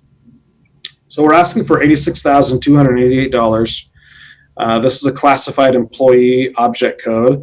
This is going to give us the grant writer position, full-time grant writer that we want. And then we also are requesting a 3% merit increase. The merit increase was actually in the budget for this year for our staff. However, because of shortfalls, it was not able to be given. So I want to have that done for my coworkers. The merit increase is not a blanket increase where everybody gets 3%. They're reviewed. So it's like a yearly performance review is what they have. And according to a score that they get, then they get those different percentages for that. The admin salaries object code, we're asking for $103,299, and that's for our veterinarian. This is an amount that we see to make us somewhat able to recruit a veterinarian. Not only that's just the salary, we're also going to be offering the continuing education credits. We're going to pay for their licensing. We're going to pay for the certification, all these things that we can do to bring in another veterinarian. It's very, very hard to recruit a veterinarian, but I feel like with the salary and those bonuses, we'll be able to get some type of interest for somebody. Our training budget, $5,089. Now this is a small budget, a small training budget, but with it we can do some things that I think are very beneficial for us. The largest, I believe, is my management team has never had a training all together, and I want to be able to provide that for them. I want to do a local place here in Las Cruces and do some team building. Parts of that would be change, how to incorporate change, how to deal with change, and also how to help others deal with the change. I also like to do a communication on the effectiveness of communication, both within our organization and also outside of our organization. And then I also like to talk about conflict resolution with being with the public or being a mediator in conflict, and also want to recognize when you're in some type of conflict and how to step back and resolve those concerns. So all that is part of a management team building that we like to have. You're looking at this simple 1 day or maybe half a day training, or 1 day's worth broken down into several days. And then I have some employees that have certifications that need continuing education credits. And so the remaining of that budget would be to help them go through those. A lot of places are going virtual. And the cool thing about virtual training is that it's a lot cheaper because you don't have the flight and you don't have the hotel. So we can get our certified veterinarian technician, she can keep her certification because we can get her some continued education credits. Our animal caretakers that have their euthanasia certificate, they also need to have continuing education credits. So it will all go towards that. Our capital purchases, $40,000. This is going to go towards a new washer and dryer. Our current washer and dryer is worn out. We've done a lot of things to keep it going, keep it limping along, but it's just not an option anymore. Our staff is currently using a screwdriver to open up the door because we don't want to get it fixed because it was very expensive and this is a new thing. This hasn't been going for months and months. But I said, let's hold off, see if we can get approval for the budget. If we can't, then we should be able to find some money in this next year's budget to see about a possible fix. So the good thing about washer and dryers is these ones are so old that the new models coming out have packed in more technology into a smaller place. So the footprint is smaller. Not by a lot, but by some. Medical supplies, we're looking at $75,000 for this line item. In years past, the medical portion has been severely underfunded. And the $75,000 will bring it back up. Dr. Baez, when she was here, did a wonderful job of starting the medical program and getting the equipment and some of the medicines, protocols, things in place. Now, Dr. Haddon's here, and she's stepping it up to another level where basic care and testing is a routine basis. We're also outsourcing as well. What that means is if we have a dog come in that needs an x-ray or blood work or urine sample work, that we have to send it out to another veterinarian to get that done. So we need money for that. We need money for these extra things that we're doing, all for an animal that can make it more adoptable, and also Dr. Haddon has it to tell a story that she needs on other basic care. Heartworm treatment is another one. Heartworm is very prevalent here in our area. So this would be able to get treatments to the individuals, and it's a lot easier to adopt a dog out with us saying, we're going to do a heartworm treatment, rather than saying, dog has heartworms, you need to see your dog, or you see your vet about treatment. So that's something else we'd be supplying. Surgical instruments, we have not had a significant purchasing capability since the surgical program. So some of these clamps and things that they're using are all original from when they started. So we'd be able to purchase new ones and replace the ones that need to be replaced. So as we go on to our purchases services for medical, this is a $59,000 request. This is for anesthesia machine upgrades and preventive maintenance. Our machines, Dr. Haddon has told me that our machines are okay, but they need to be upgraded with some safety items, and also the breathing apparatuses because of the moisture that needs to also be looked at. But preventive maintenance on these machines is critical because this is the machine that puts the animal under. And so we need to make sure that the dials are correct, make sure the seals are good. So all that is incorporated with it. An IDEX snap test are tests that is an industry standard. So the blood or something or whatever you're testing goes into the drop, and then it soaks into it, and then you push down on it and it snaps. And that's how it gets its name, as a snap test.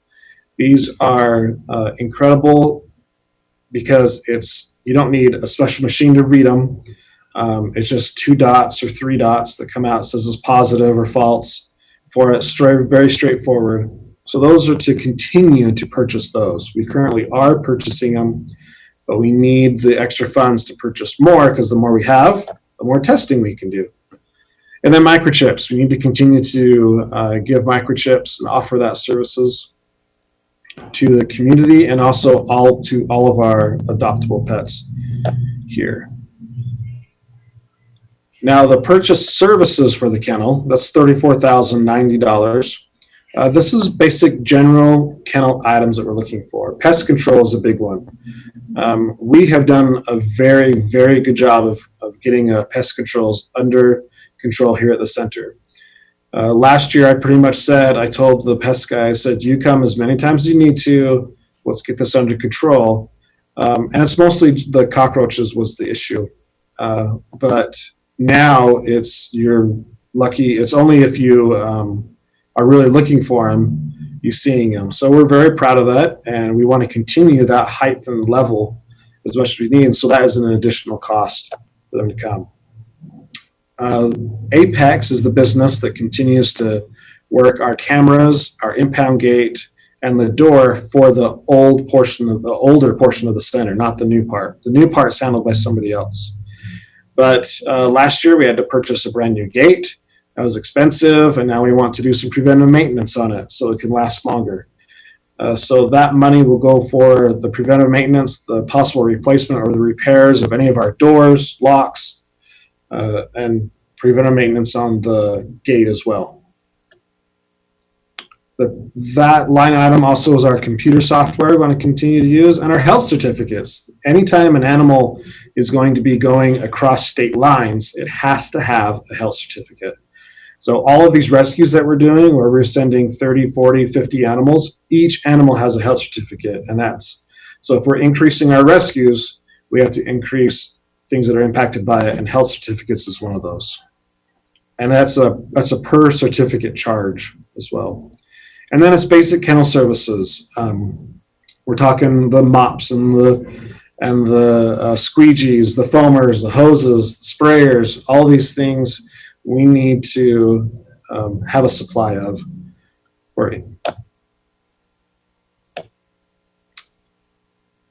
So supplies general, kennel cleaning materials and equipment. Supplies general is $55,292 is what we're looking for. Animal handling supplies, that is a lot of times the dogs come in here that have some type of disease where the leash that we use is a one-time use only, and we have to throw it away. And that can start to get expensive even if we're buying really cheap leashes. So we need to, and also training. All of our animal caretakers have watched a video for safe animal procedures, like how to break up an animal fight, how to prohibit or prevent the fights. So now they need a supply of these items that were in the video, like citronella spray or air horn.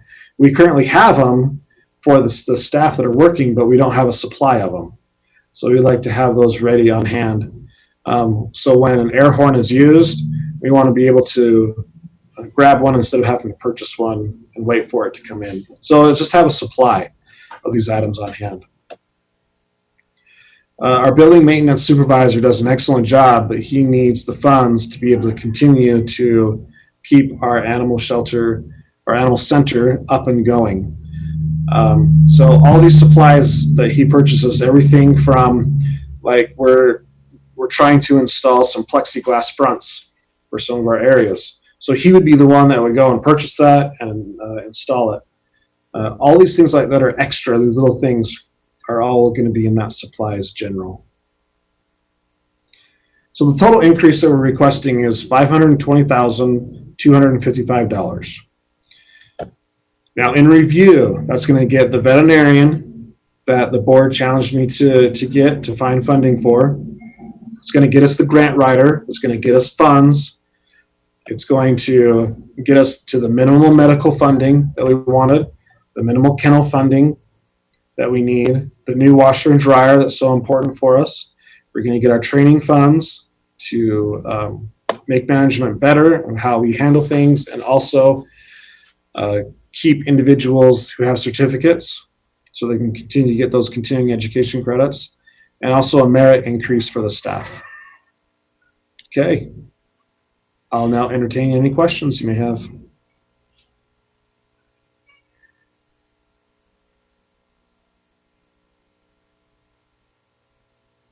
And you're on mute, Madam Chair. Yeah, I'm wondering, I don't see any hands that are raised. Oh, yes, Mayor Pro Tem. Mayor Pro Tem? Thank you. I had to get myself off mute. Clint, I appreciate that. How did you come up with the figures for each one of the items? And if you had to prioritize from the greatest need to, not to say the others aren't, but if you had to prioritize, what would that look like? Well, this is our prioritized list. We went back, how we got it was we went to each manager, Mike Fushini did, and we talked about the necessities, what it's going to take, because we're already past below minimum with the 125 from each the city and the county. And so each supervisor said, this is the minimum that we're going to need. Like in the kennel funding, Paul Richardson, he sent me a list of all of these, everything from price of a broom handle to a poop scoop. He had it all priced out. So this is our minimum. I mean, I can't say this is going to be one or this one's not. Okay, so we talked about thank you. Talked about the veterinarian and the grant writer. I knew that the washer and dryer were on their way out. We had spoken to that as well. I'm all for training and whatnot. For sure. I think that's very important for retaining folks, and the kinds of things that you are wanting to do just basically ups the game, right?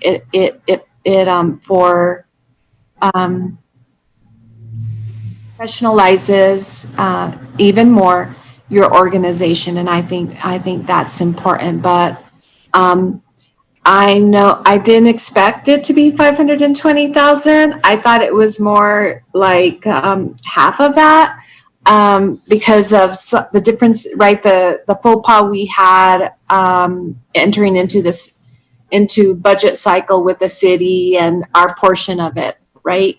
And it wasn't 520,000. I think it was 500,000 was the amount we've always talked about. With the city. Yes. Okay. Okay. All right. I'm going to push you some in this list right here. If you had to prioritize, what are they? If something had to go, training, I guess, would be the first one to go. We can find the funds for the staff virtually, maybe, continuing education credits where our veterinarian might be able, our medical director might be able to teach them something that might qualify for continuing education credits. Maybe they could watch something, a movie, a training program online that might count. So the training funds would go. And then we might be able to cut down in our medical and our kennel funding, but very minimal for those. We could probably whittle it down to be around 500,000, but the 520 is really what we're requesting. Okay. I just wanted to make sure that every single director that was approached it similarly to your kennel director that said, this is what we need, even just the minimal, and here's the prices.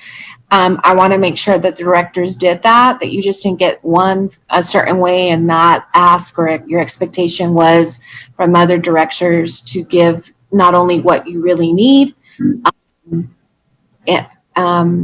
So I'm saying maybe you have a Cadillac version, then a mid-size, right? Or a gold and then a silver and a bronze. And so I guess I'm hoping that you thought of those things as something, a vision, right? To look forward to year to year. And so did those directors do everything similarly as they were giving you the information that you needed to make the determinations and to prepare for this presentation? By directors, do you mean our department heads? Yes, excuse me, Okay. department heads. That's fine. I went to them and then I said, what do you minimally need? Is what I asked. And this is what they gave me. There was some discussion about, the needs, but I didn't question row by row and item by item on that. I believe our Cadillac version was what we presented in April. I mean, that's what we wanted. That was the big picture budget where we were going to start different programs and everything. This is surviving, is what this budget is. And surviving with in mind that we're going to be opening a brand new center in December 21 or 2021 is the goal here. And then this also is going to be turning the existing building into the large capacity spay and neuter, which is going to need some significant changing around and remodeling. So yeah, I mean, keeping those things, we're going to be asking for more and more money in the coming years.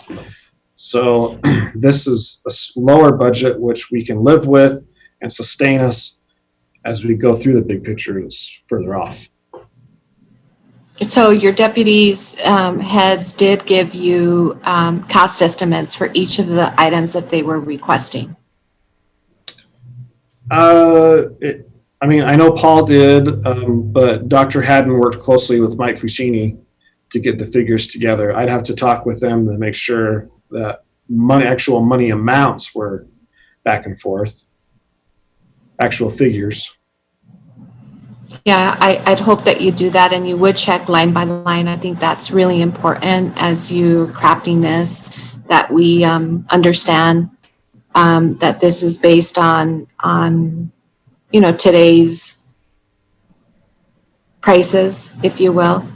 And I appreciate the answers, but I would like to just make sure that each of them, that your expectation of them was not only to say what would we minimally need here, but what are those prices? And that's what most department heads probably are being asked across the spectrum of service, and what your expectation should be of them. So thank you, Madam Chair. Thank you, Mayor Pro Tem, and thank you, Clint, for your answer. Are there any other questions? Okay, so I do have a question for Mr. Thacker and Mr. Dollahan. So when we started this meeting about almost over 3 hours ago, I took my little scribbly notes as to the numbers of the changes in the number of the resolutions. And now I don't know if one is 14 or one is 15. So we need to clarify that because I think our packet reflects the old numbers.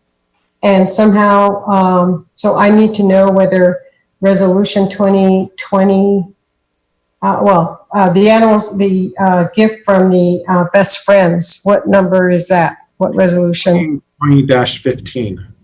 That's what I thought. And then when I turn to our, the one that you just covered, Mr. Thacker, that is 2020, that is also 2020-15. 14. That's going to be 14. It will stay 14. Rather than renumber both of them, we just renumbered the first one to the next oldest number, which moved 13 to 15, and then we left 14 as the case, as it is. Okay. And that's what my little scribbly note means. Right. I should have just said stat, use the journalist thing. But, okay, so then, and those changes will be made, just on that one, the most recent one, it'll be resolution 2020-14, and then when it comes for signature, because that'll have to be retyped. Correct. Bernice will take care of that. Great. I just wanted to make sure that all that is not overlooked and to clear up my brain. So the next, thank you so much, Mr. Thacker, for your work, and thank you for going to your department heads to make sure that, and I know that based on conversations we've had and other meetings that we've had, that this is pretty bare bones. What you're submitting as a request is bare bones and just to survive at a decent functioning level. I mean, you want to provide services that are, the Volkswagen, well, the Volkswagen's good. It was always a good car when I had it. And the Volkswagen would be okay, but when, and thank you so much for your questions, Mayor Pro Tem. Yes. I do want to add one more thing really quick. This budget is sustainable with our current numbers that we have here, with the lower impounds. If we were to go back up into the 700s, this budget is not sustainable, especially for medical alone. It is not sustainable for us. Do you foresee a surge in the very near future? And then would you be coming back to request another adjustment, budget adjustment, or? Well, it all depends. If animal control continues to do like they're doing and agreeing to only bring in the animals that are injured or aggressive or ill, then the animals that really need to be here at the center, then no, I don't see any reason why we would need to come forward for an adjustment. But if things change and the city and county say, okay, it's been long enough, or whatever reason, they come and say, we're taking everything to come in, then yes, I will need. Okay. Well, it's just good to keep that in mind, and that we're doing now. This changes based on our needs right now, and that may change. Circumstances do change. So thank you for that, Mr. Thacker. And so we'll move on to the next item. Madam Chair, I need to call the roll on the vote on the resolution. Muchísimas gracias. All right, Commissioner Ellens? Going once, twice, 3 times. Commissioner Sanchez? Yes. Councilor Abeyta-Stube? Yes. Councilor Gondra? Yes. Chair Flores? Yes. All right, the motion carries 4-0-1 with Commissioner Ellens absent. Okay.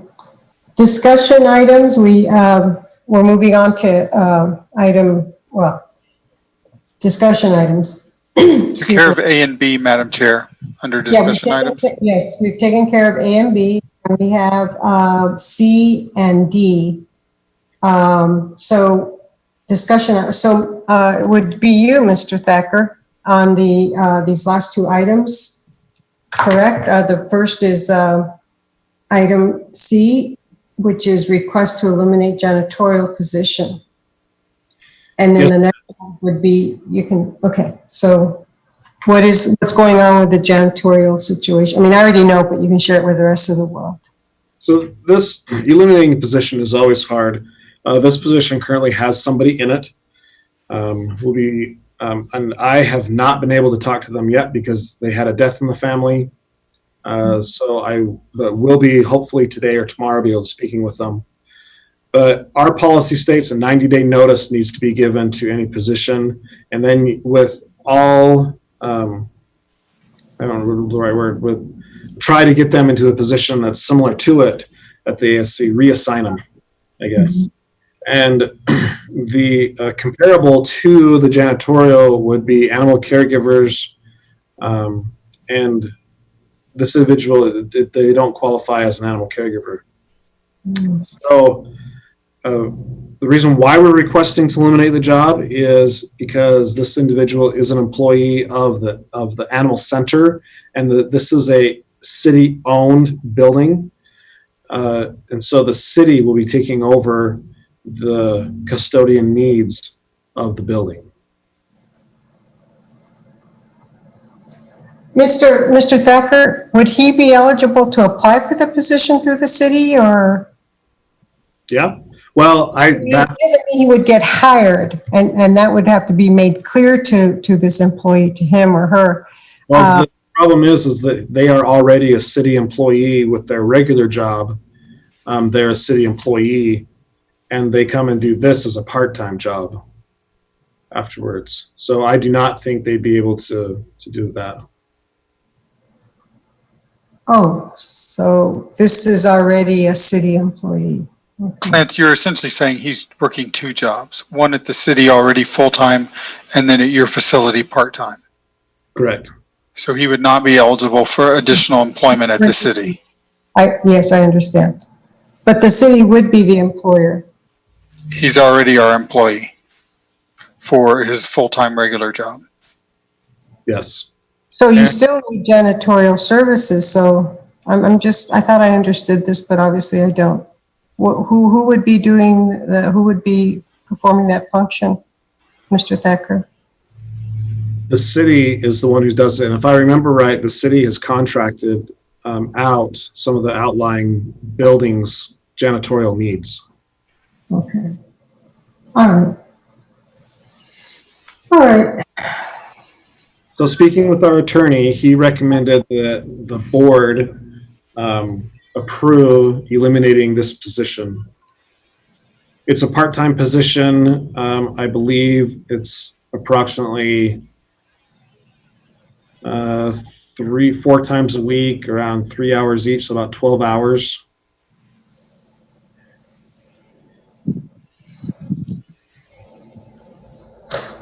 Okay. Madam Chair? I'm sorry. Yeah, yes, was that you, Mayor Pro Tem? Sorry. Was it No, Counselor? it's me. Thank Okay. you. You're welcome. So so is the city prepared? I mean, first of all, it's a part-time position. So that's like, I don't know, 12 to 17 hours, I'm assuming. What is required to, from your perspective? And then is the city prepared to add that to their list of facilities that they already cover? And do you have to pay a portion of your budget to that? Yeah, I think that's the question. I've already been in talks for a while with Eric Martin, the facilities director, and Angel, and this is able to roll out as soon as the 90-day is over. They'll have somebody coming in and start cleaning. Of note, this individual has been on the work from home or the remote work to lessen the exposure of COVID-19 to us and also to him. And so our staff has been doing just the simple janitorial needs of it, and the place is not suffering like we were afraid that it might. So yeah, the answer to this question is yes, we have the city ready to roll in and take it over. And my understanding that cost is just part of the facilities budget, and it's already rolled in for this next one coming in next fiscal year.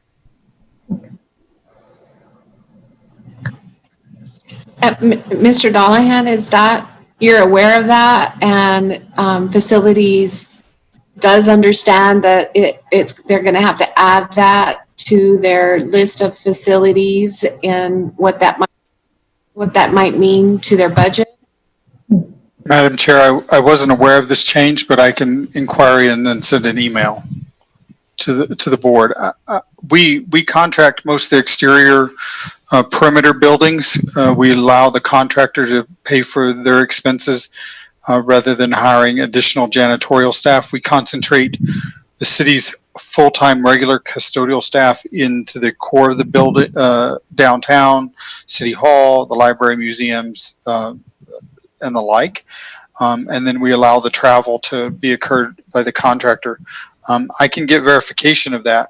The other thing is I want you to be aware of, this can't be an action item on the board today because it's listed as a discussion item. If you needed action by the board, Clint, that should have been listed as an action item. You could have listed it that way. It's an awareness, and then we can get answers to your questions for next month if it needs to be an action item. But I don't think the board can act. And I'm not sure that you need action. I think it's a matter of awareness. You have an executive director for a reason, and he needs to be making a recommendation to you. But I think it's a matter of awareness, and then we can start the 90-day notice. Well, it's a matter of awareness, but it's also, and I agree that it's an administrative position, but it's also could, I don't want there to be a issue with personnel, a problem with essentially omitting this position that has been a position for many years. And I just want to see and believe and feel like the city has a capacity to take over this huge facility and what is necessary, because there is a lot of things that are different about this facility that someone that isn't used to doing it needs to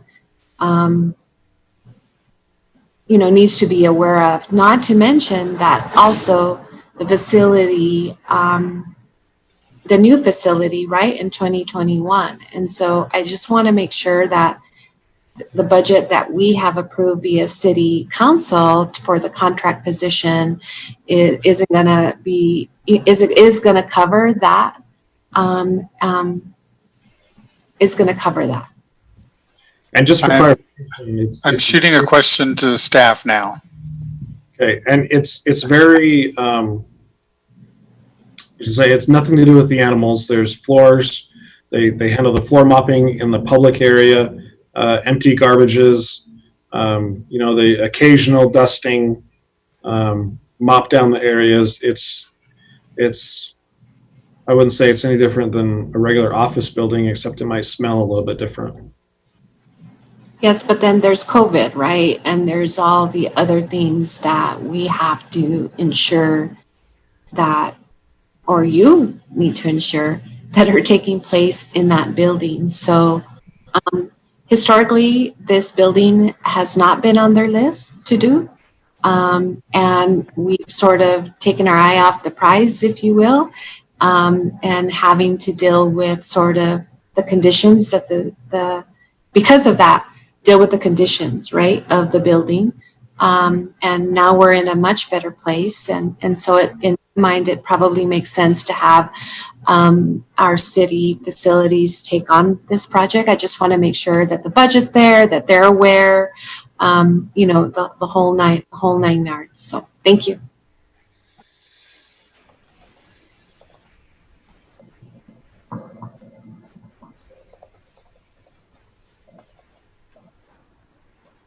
And thank you, Mayor Pro Tem. Mr. Dollahan, how shall we proceed on that request? There's nothing to proceed. It's a discussion item. Discussion I'll get answers to Clint and share with the group. And then if we need action, we'll, you count the board's on notice. And so I think we can start the 90 days, but if it requires formal action, we'll put it on the July meeting. Oh, good. Yeah, that's what I was thinking too. I think it's an administrative action on under his jurisdiction or his powers as a director. So thank you, Mr. Dollahan, and thank you, thank you so much, Mr. Thacker. And now, moving on to discussion item D, increase owner relinquish fees collected by city and county ACOs. And is ready to speak. Yeah, Madam Chair, I also put this one on there. It's just a request of mine, and I started a dialogue with Mary Lou and Gino, both over via email, to look at the cost of the owner relinquishment fees and to see if the amount they charge actually covers everything that is going to be needed for them, or have it be an amount that isn't going to have people where they're just going to take their animal out in the desert or leave it somewhere. And we can bring them in the conversation, everything. It's just, I feel like the amount that is charged is not covering costs, because we kept it all the same, right? When we started this, the Animal Service Center said we'll match what the city and county charge, so then people aren't going to say, oh, I'll just take to the center because it's less, or I'll call animal control because it's less. So I would like to see the amount increase, but I'm not going to do that unless the city and county can do it as well, because then there will be that discrepancy. It's just a request for a conversation. Clint, do you have sorry, Madam Chair, Clint, do you have a cost on our side? We currently charge, I believe it's $20. That was not my question. My question is, what's our cost? Oh, our cost? I had it at one time. We presented it, but it was very much different than what the city and county did. So the answer is no, not at this time on my fingertips. I don't.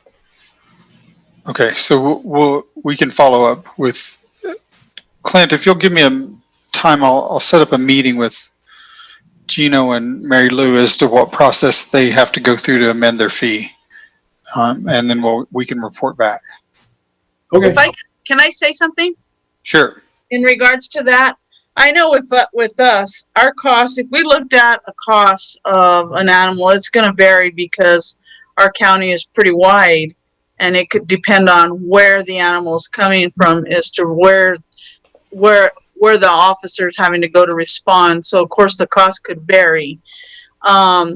when we set up this fee, we tried to set it up to where it wasn't going to become a burden on any one person within the county. Because if you set it up for too high of a cost, people will not comply. They will just dump the animals in the desert. And that was one of our fears. And so we wanted to make sure that we had to, that we could hold them accountable to a point where they could still pay a fee and it was affordable and we could get something back. But at the same time, it wasn't going to be an outrageous fee where they could not comply with that. Like, for instance, our court hold fee for an animal that comes in, not a bite quarantine, but the court hold, like an animal for a vicious and or dangerous or cruelty case, it's $5 a day, which is very minimal. That by all means does not cover our costs, and we know that. But we're not trying to recover our costs at that point. We're just trying to get a minimal fee from the public to get some type of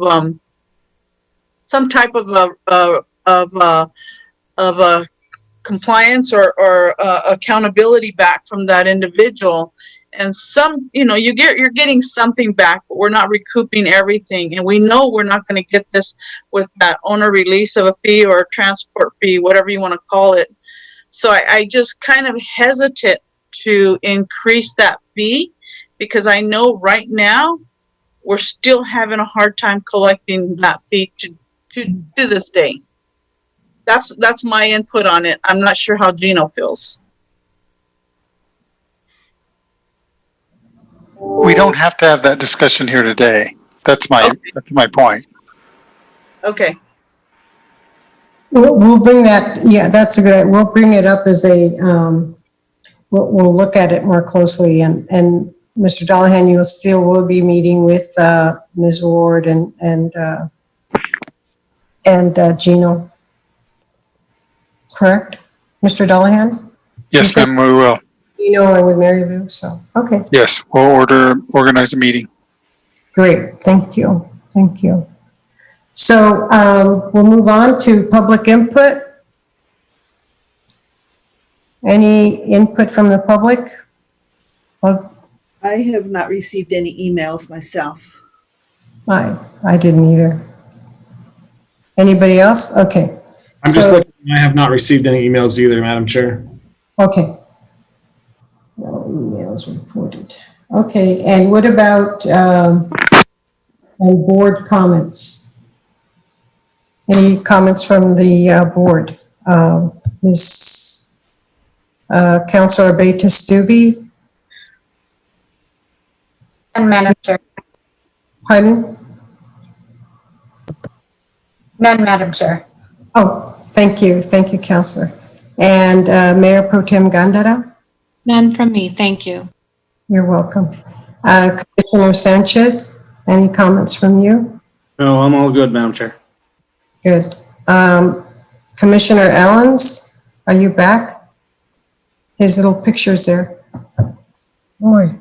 And anybody, I guess any other, those are the only board members. Mr. Dollahan? Madam Chair, I'm good. Okay. And I think that's it, right? Are those the only? That's it. Yeah. Okay. So I don't have any comments. Do I have a motion to adjourn? I don't need a motion, actually. So given all that, this meeting is adjourned. Thank you, everybody, for, if nothing else, your stamina.